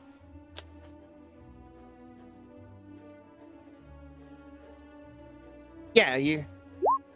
Yep. And then Scram, reroll once more. Yeah. Well, 17. We go with the lowest because you had disadvantage.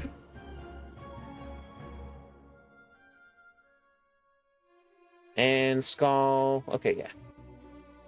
And... Alrighty. Well, despite the fact that you kind of had the drop on her, you guys quickly attack, and I have new music once again. Huzzah! And this is battle music.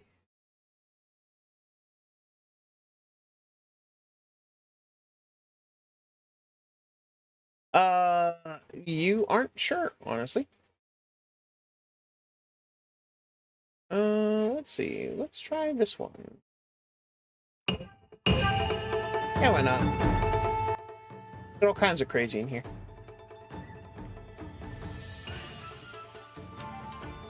I like it.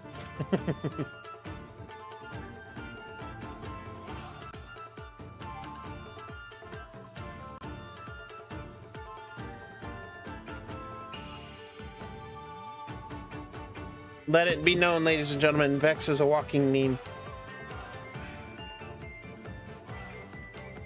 But just yeah.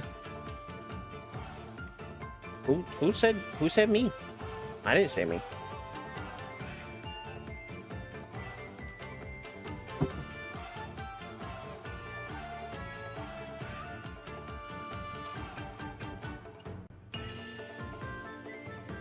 There, that is true. At the very least, this vault has a bunch of stuff in here. It is filled with art, coins, and other treasures. And there are storage boxes galore.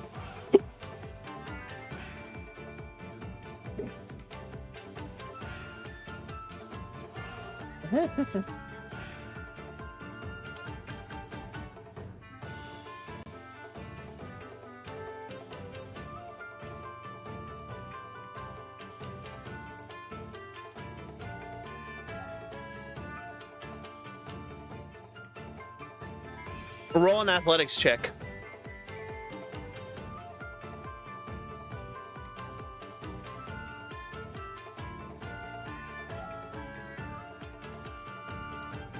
Yeah, you definitely hope so.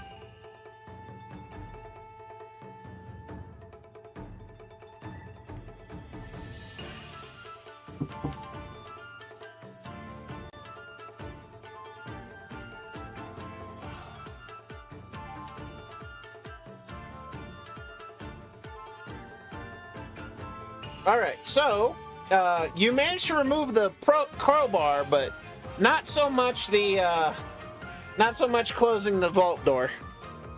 It's heavy.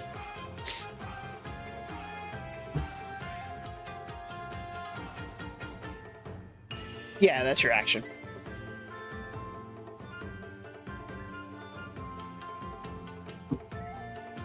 She is the marked of the hunters.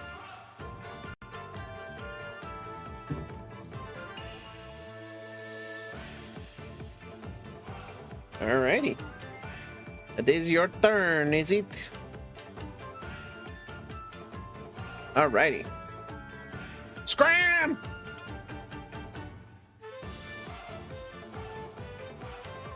No, I'm Dr.JWolfenstein, you know?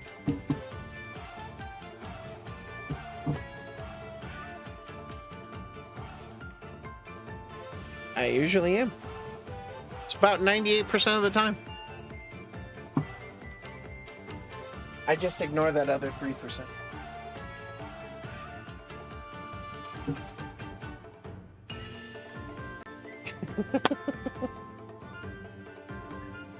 I mean, coral grab? Yeah. You conjure coral that grows around a creature's leg, tentacle, tail fin, or another body part.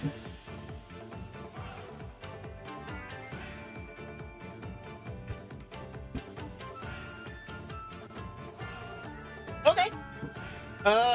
She needs to roll. Yep, it's a strength, which not her greatest feat ever.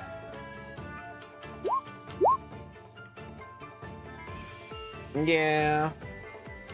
Unfortunately, she does get enough to succeed.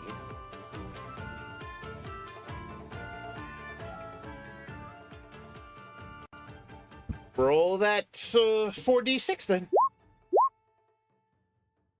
So 8. 8 points.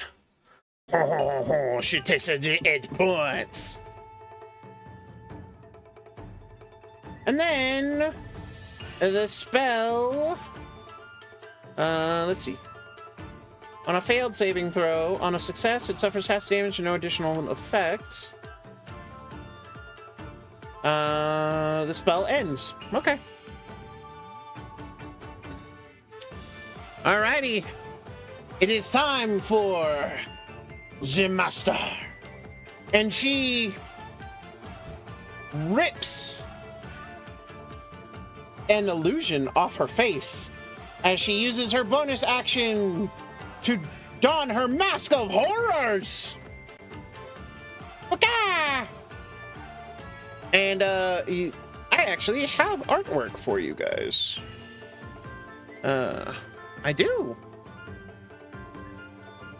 No, the beautiful people who made this module actually have art for me.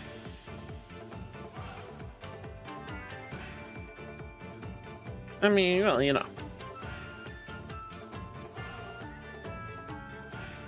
And actually, hold on, I might have a better token for this too, now that I'm sitting here looking at my files. I do, actually. Huzzah! Well, let me, first things first, create a handout for you. And for our lovely, lovely patients at home, too. Excuse me.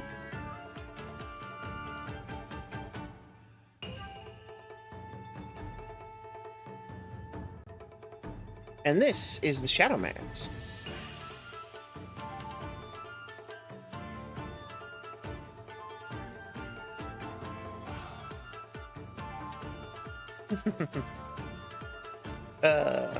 And just so everybody... Wow, you're so violent. Just pure beasts of violence. But yes, that is the Shadow Pass. And then let me see if I can pull up her token, because I believe I have one for her. Token. Aha, I do.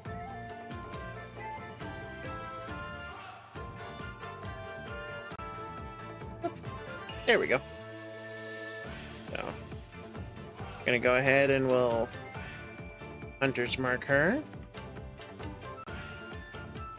Also, fun fact, most of these little adventures that are in the Seas of Vodari Patreon page, you can find this adventure there, and it comes with tokens, character art, and of course stat blocks of this brand new type of monster, or brand new type of enemy anyway. So, fun, fun, fun. But yes, she will unleash her mask of horrors! The horror! However, she will forego one of her attacks to cast fear. I need every creature to roll a... what is it?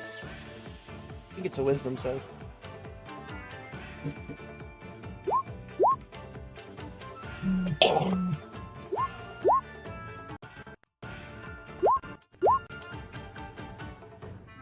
Correct.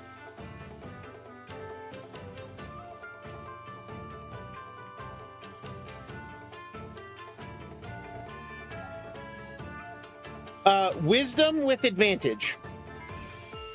Also, Valor, do you have an aura that I need to know about? Because she's trying to scare you.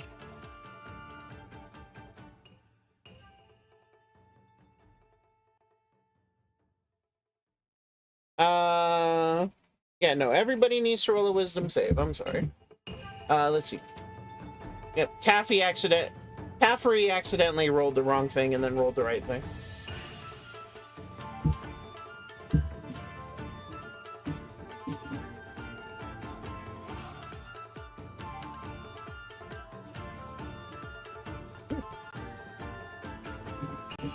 Yep, so everybody, first off, has advantage because of Skull. And then everybody also gets a +4 to that roll because you have a paladin next to you.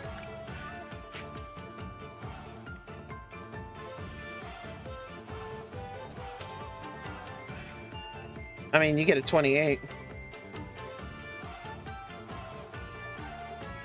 Wisdom save with a... let's see... Save... So, Scram saves. Caffrey saves. Valor, you can save.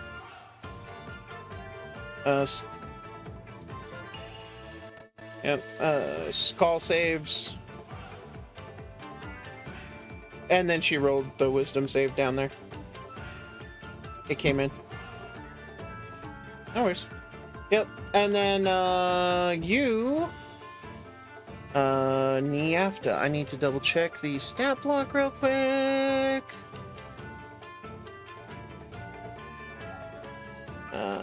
Stat block. No.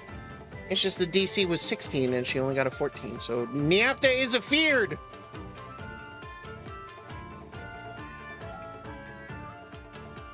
Woo! Spooky! So spooky! And,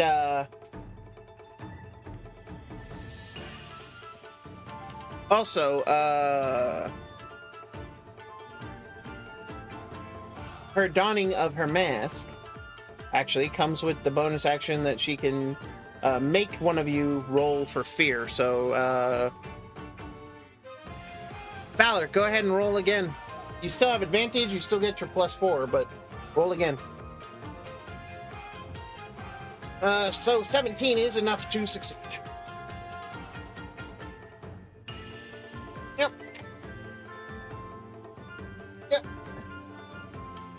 So you save. However, as her action, she is going to run up, or as her rest of her attack, she's going to run up and she's going to stab you with her rapier. Ho ho ho! Stab at you! And that is a 19 to hit you, Valor. Okay, you shield. And then she flicks around with a dagger to stab at you. Yes, she did, but she has 3 attacks. 2 with her daggers, 1 with her rapier. And no, but you are correct. You are indeed correct. She cannot stab you a 3rd time. So she does miss her stabbing. As both of her attacks miss. Niafta, you are under the frightened condition of the spell Fear. So, because you are afraid, you must take the dash action and move away by the safest route on each of its turns, unless there is nowhere to move. If the creature ends its turn in a location where it doesn't have line of sight of the creature, then you can make a wisdom save to try to end the fear effect. So, just for the sake of quickness, I'm going to draw the tunnel that led you here. So, Niafta, you move 60 feet, I believe, as because you have 30 feet of movement and then dashing. So, yes, you're going to move to the end of this tunnel here. Yeah, unfortunately. And then, yes, you may roll a wisdom saving throw. Did you have right. But a 20 is enough. And so your next turn, you will be able to move back into the room and kill things. And,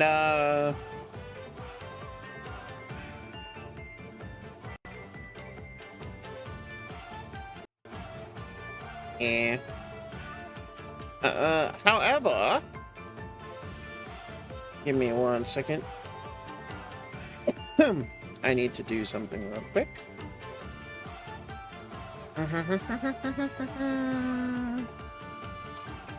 Got it. Okay, cool. Then it is now Valor's turn.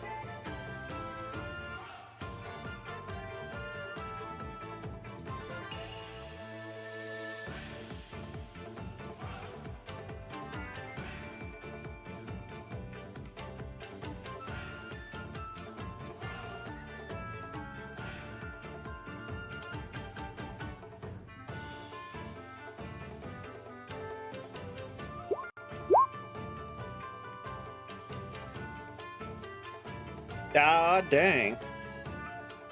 Indeed, strong it is.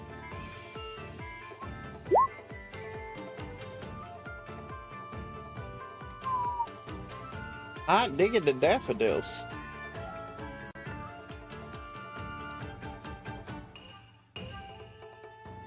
Sure. I'll allow it. So definitely call it out after each strike in future.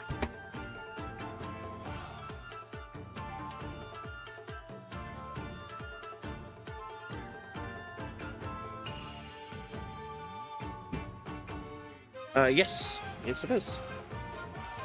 And... okay. Okay. So, for the first attack, she is going to uncanny dodge. So, she is... and then, so that is going to be... so, for the first attack, that's 9 plus 12 for 21, plus 15 more for a total of 36. 36 18 twice is 36, so she's going to take 18 points of damage total. The second attack, however, she cannot do that again, so she is taking the full brunt of this, so that's 15 plus 3 for 18, plus another 18. That's another 36. Wow, you matched fucking damage too. That's impressive. Honestly, that's the real impressive shit.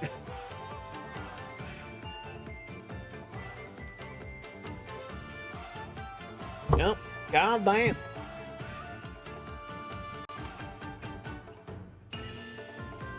True. Nope. Okay, you're gonna cast Shield of Faith on yourself? Or on somebody? Go ahead and click the spell.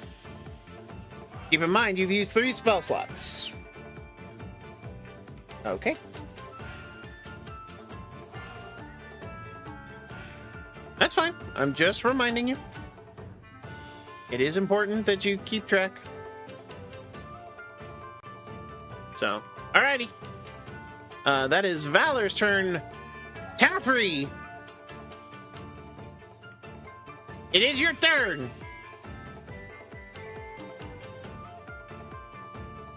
How dareth thee? I have an answer. Oh?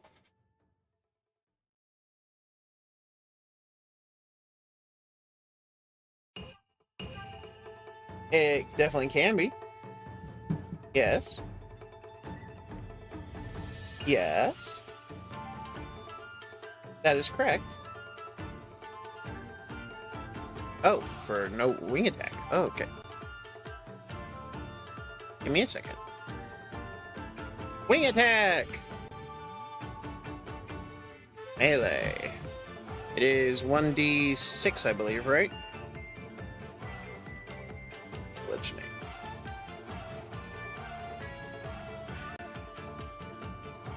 Yep, so 1d6 plus 3, bludgeoning. Alrighty. Would you like to rage? Yep. But, alright, so on your character sheet, under global damage modifiers, you'll see rage and then you'll see hulking figure. Make sure those 2 little boxes are clicked and have blue check marks in them. They're on the front page of your character sheet, right underneath where your attacks are.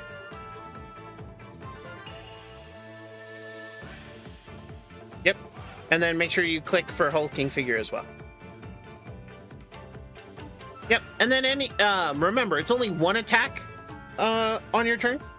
So for hulking figure, right? Right. Correct. However, give me a moment. I need to pull up. I don't know how I can. I think I might actually be wrong here.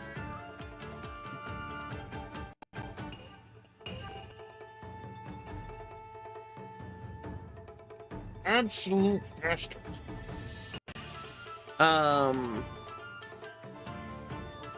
Grim Hollow. Where'd you go? Where'd you go? I don't know what it's called. Your mind's gone, woman. But, yep. Such a good movie for no reason. Like, again, it didn't... Right? Actually, I stand wildly corrected. You can just do this. Like, this is just a thing. Yeah, it says, when you hit a creature with a melee attack, if you used your strength modifier to hit the creature, you deal an additional 1d4. So it's just always the same. And it's whatever damage that the weapon attack is. So, yeah, you just always deal an extra d4 damage.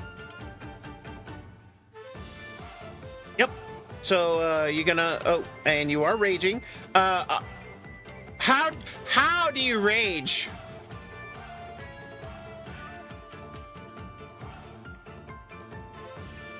I mean... He's a swan.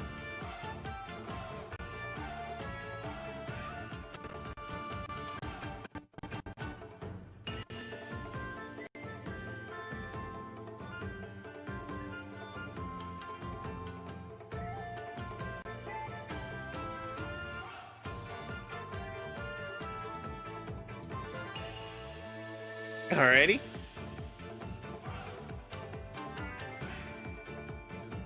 Yes, you can. You add advantage to whatever attack you want to make. Now, do be aware that that means any attack against you is also at advantage.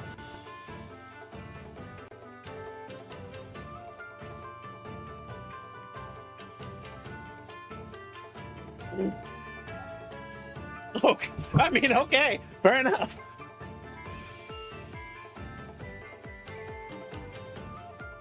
I mean, fair enough. A 25 will hit. You click the words wing attack in the box there. Oh. And then, oh, you only rolled a 1 on the hulking figure, but still. Yep. And it is still at advantage, so a 23 hits. I mean, hey, you know what? You're hitting this bitch with your fists, or well, your wings. So you will watch as the Skyborn Taffery just lets out this pretty horrifying hiss, and then lurches forward, and then swings his wings at her, buffering her, and it definitely seems to be doing damage.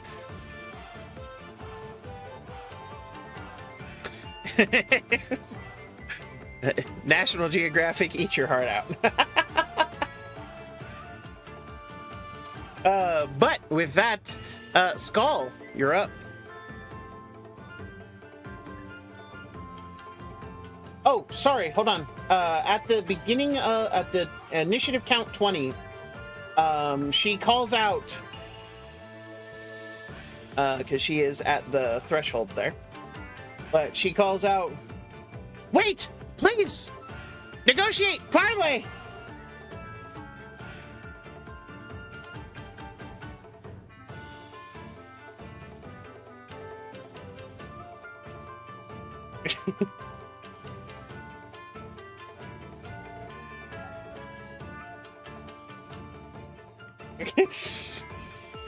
Man, Yafta's out for blood. There is a pirate code.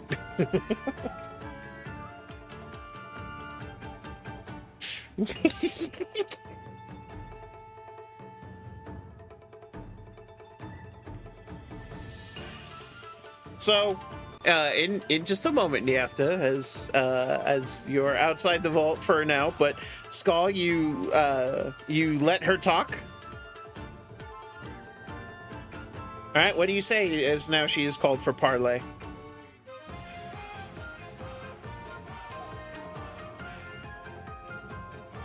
She looks, "I'm only stealing from greedy nobles, and I'm selling everything back to the people and giving all of the money to the cities less fortunate."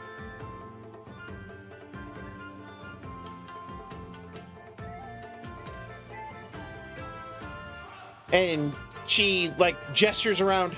"Scarlatti's charity galas never benefit the needy. Look around you. Does this look charitable?"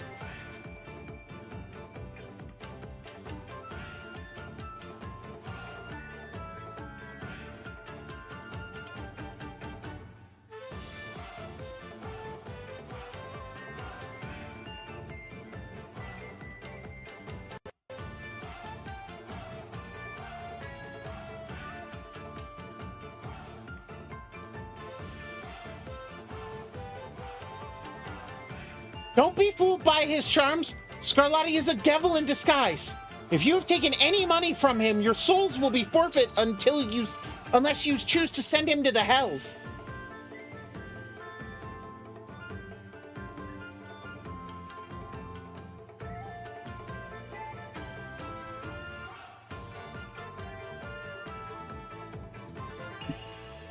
You can roll an insight check to see, to see her mood and to see, to see how she's handling things.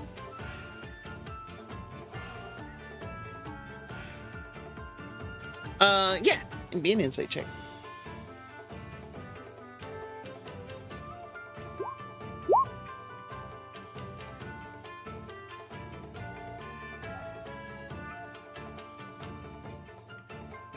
I will allow Valor to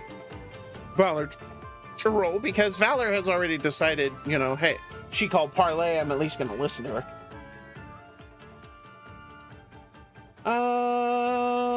No, not in this instance. So, what you can see, Valor, is that she's definitely, like, high-strung. She definitely seems to be nervous and excited, and definitely, you know, definitely has issues. But of course, I mean, she is trying to rob a guy, so, you know, you know, it is what it is. Now, Skull, on the other hand, you can tell that she's pleading here. She is trying to get somebody to believe her. Whether or not you do is all up to you, of course, but let's shrug.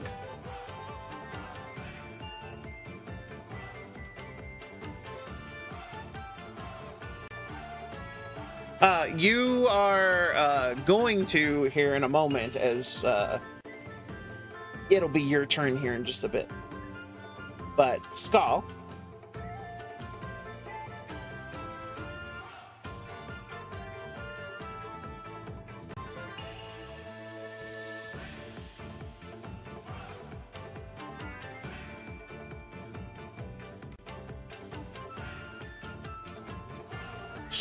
Skull is going to let her escape.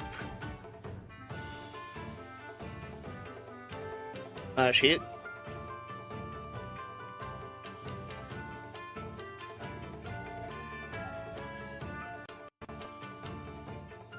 fair enough.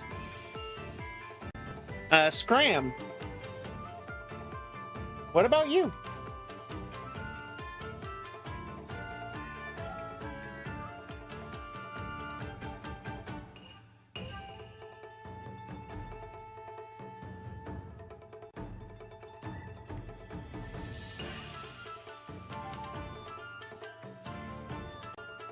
So,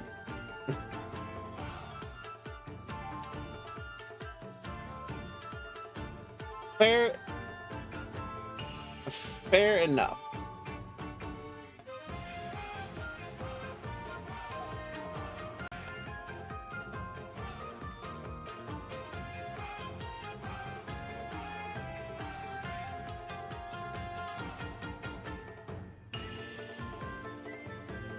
Fair enough.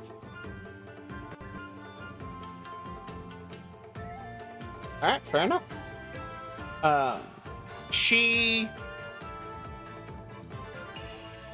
looks at all of you and is definitely, like, thinking and calculating, but she just sighs.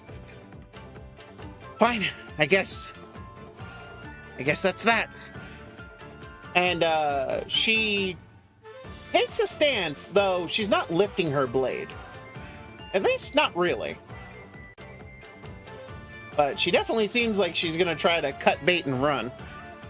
However, that will be Skull's turn, because you did choose to engage in parlay. But, Scram, you're up.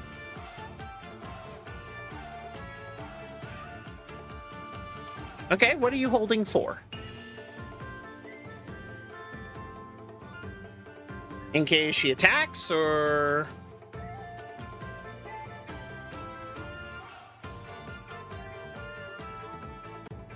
Fair enough.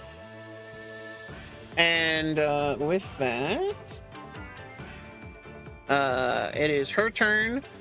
For her bonus action, she is going to use her cunning action to disengage, which means she does not take an attack of opportunities. So you cannot make an attack of opportunity against her. She is also going to roll to jump over Skull. That is an acrobatics roll. That is going to be a 26 in total. So she starts making her way out. And now she is technically over, is technically running. but she is like right next to you, Scram, so you could still cast Eldritch Blast. It would just be at disadvantage. Also remember, if she squeezes through the vault door, you won't be able to see her after that fact. But you can try casting it now.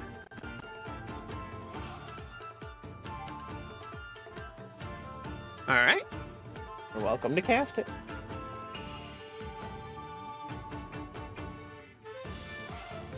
And so she leaves, so that was 5, 10, 15, 20 to squeeze out, 25, 30. As she gets out here and she sees you, Niafta, she just looks at you. I'm sorry, I'm not gonna let the devil take my mask.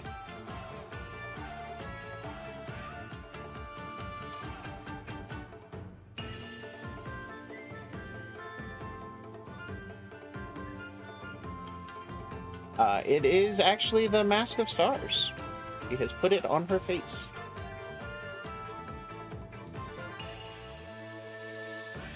Yes, the Mask of Midnight Sky.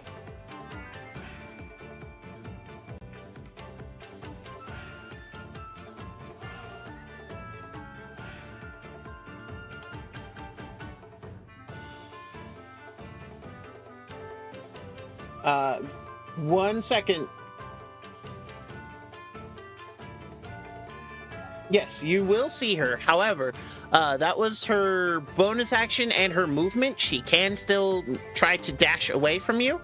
So she is still going to, she is going to finish up her turn real quick. But you will be able to try to cast Sleep on her in just a moment. So she can move another 30 feet. She gets there. So she's at the end of the corridor there. All right, Niafta. Now you may try to cast Sleep on her if you so desire. Okay.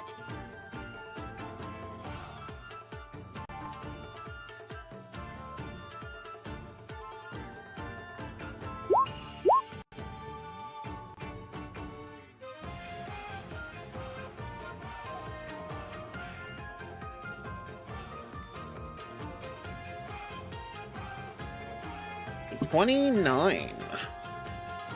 That is not enough to put her to sleep. It is close, but not enough.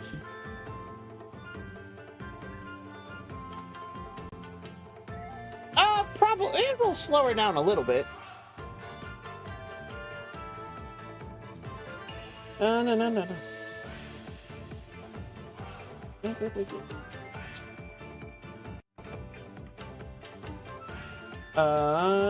Give me one moment.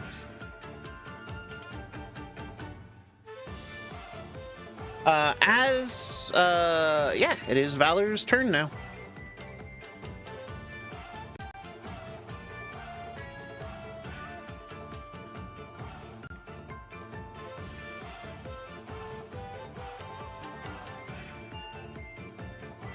Yes.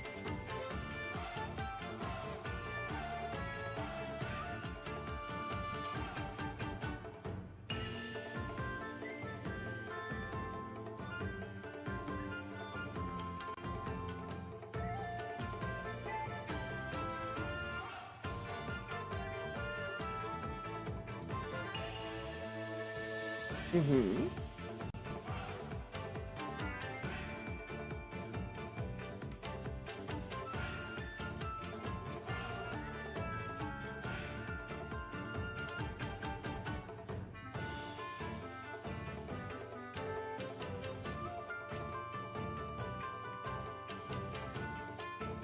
Ooh.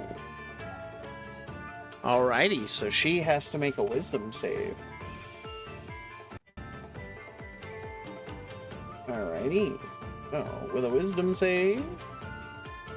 Double check everything here. Okay. So, alrighty. Oh, so she, as she's going to run, you point to her, and what do you call out, just for curiosity's sake?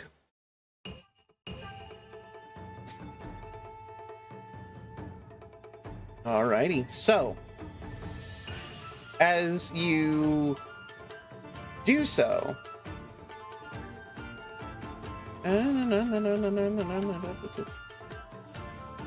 and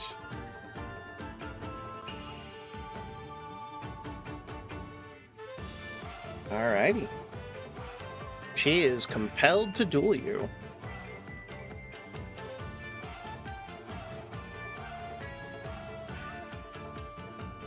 Indeed it is.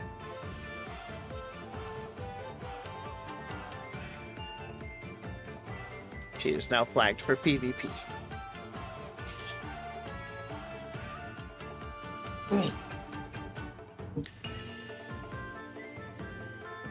Correct.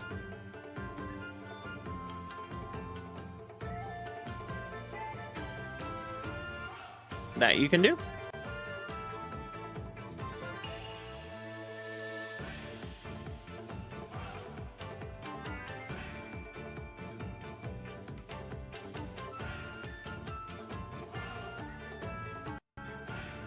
That is correct. Hurting her does not cause the spell to end.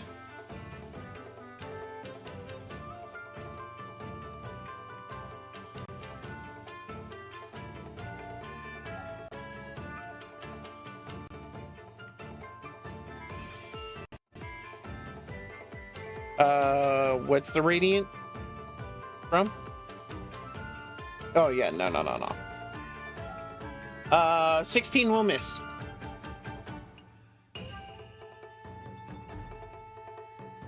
Yep, so she turns and faces you. Caffrey!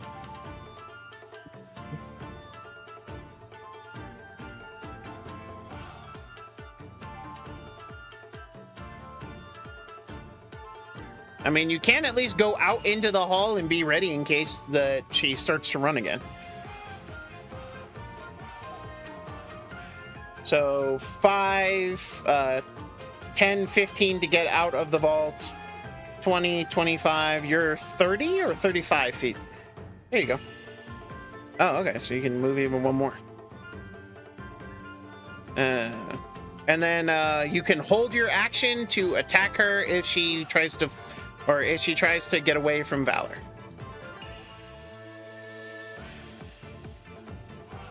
Alright. Now, at initiative count 20, you all hear... You all hear as the voice booms. And... "You put down that mask!" And you see Scarlatti emerging. And he then gestures to all of you. "Do not keep me waiting. Apprehend her."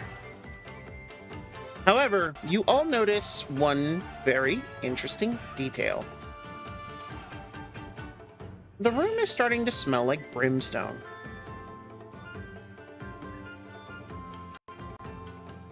And I'm actually going to move this. However... at that point, we are going to pause for this week. And I am going to, first real quick, I'm going to move you guys back in here. You here. You here. Mm-hmm.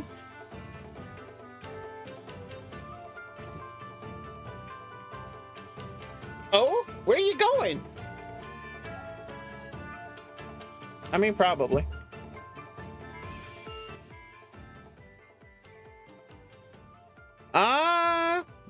Have a great time. But we'll miss you, but by all means, go enjoy yourself. Have a good time. That's all right. It happens. But yeah, go enjoy yourself. Yeah, exactly.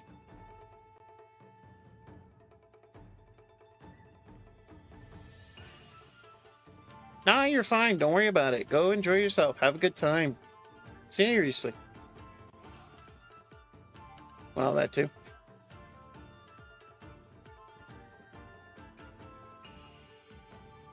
Well, lucky for you, we are heading off. So, let us say goodbye. Thank you all so much for joining us today on this action-packed episode of the Seas of Vodari. I, of course, am your Master of the Seas, Dr.JWolfenstein. But, of course, I could not do this without my fantastic cast of characters and my dear friends. So, allow me to introduce them. My immediate left is my dear brother, Mr. Crowlot.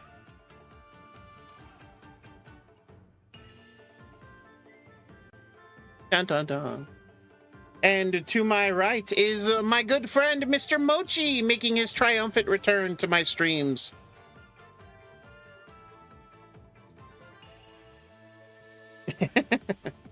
Well, we're just glad you're back. It's nice to have you back. Good. And you know what? Because I feeling chaotic today, Mr. Vex down here at the bottom, well, bottom that way? Yeah, bottom this way.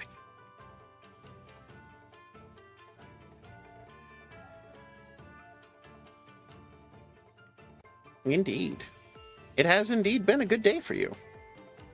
And then looking directly below me is the ever masterful Emil. It's all right. You did your best, and that's what matters. You did your best. If a nat one is your best, then it's your best. And then, unfortunately, definitely in need of my services, we have the ever-lovely Laura slowly dying. Don't die on us now, Captain.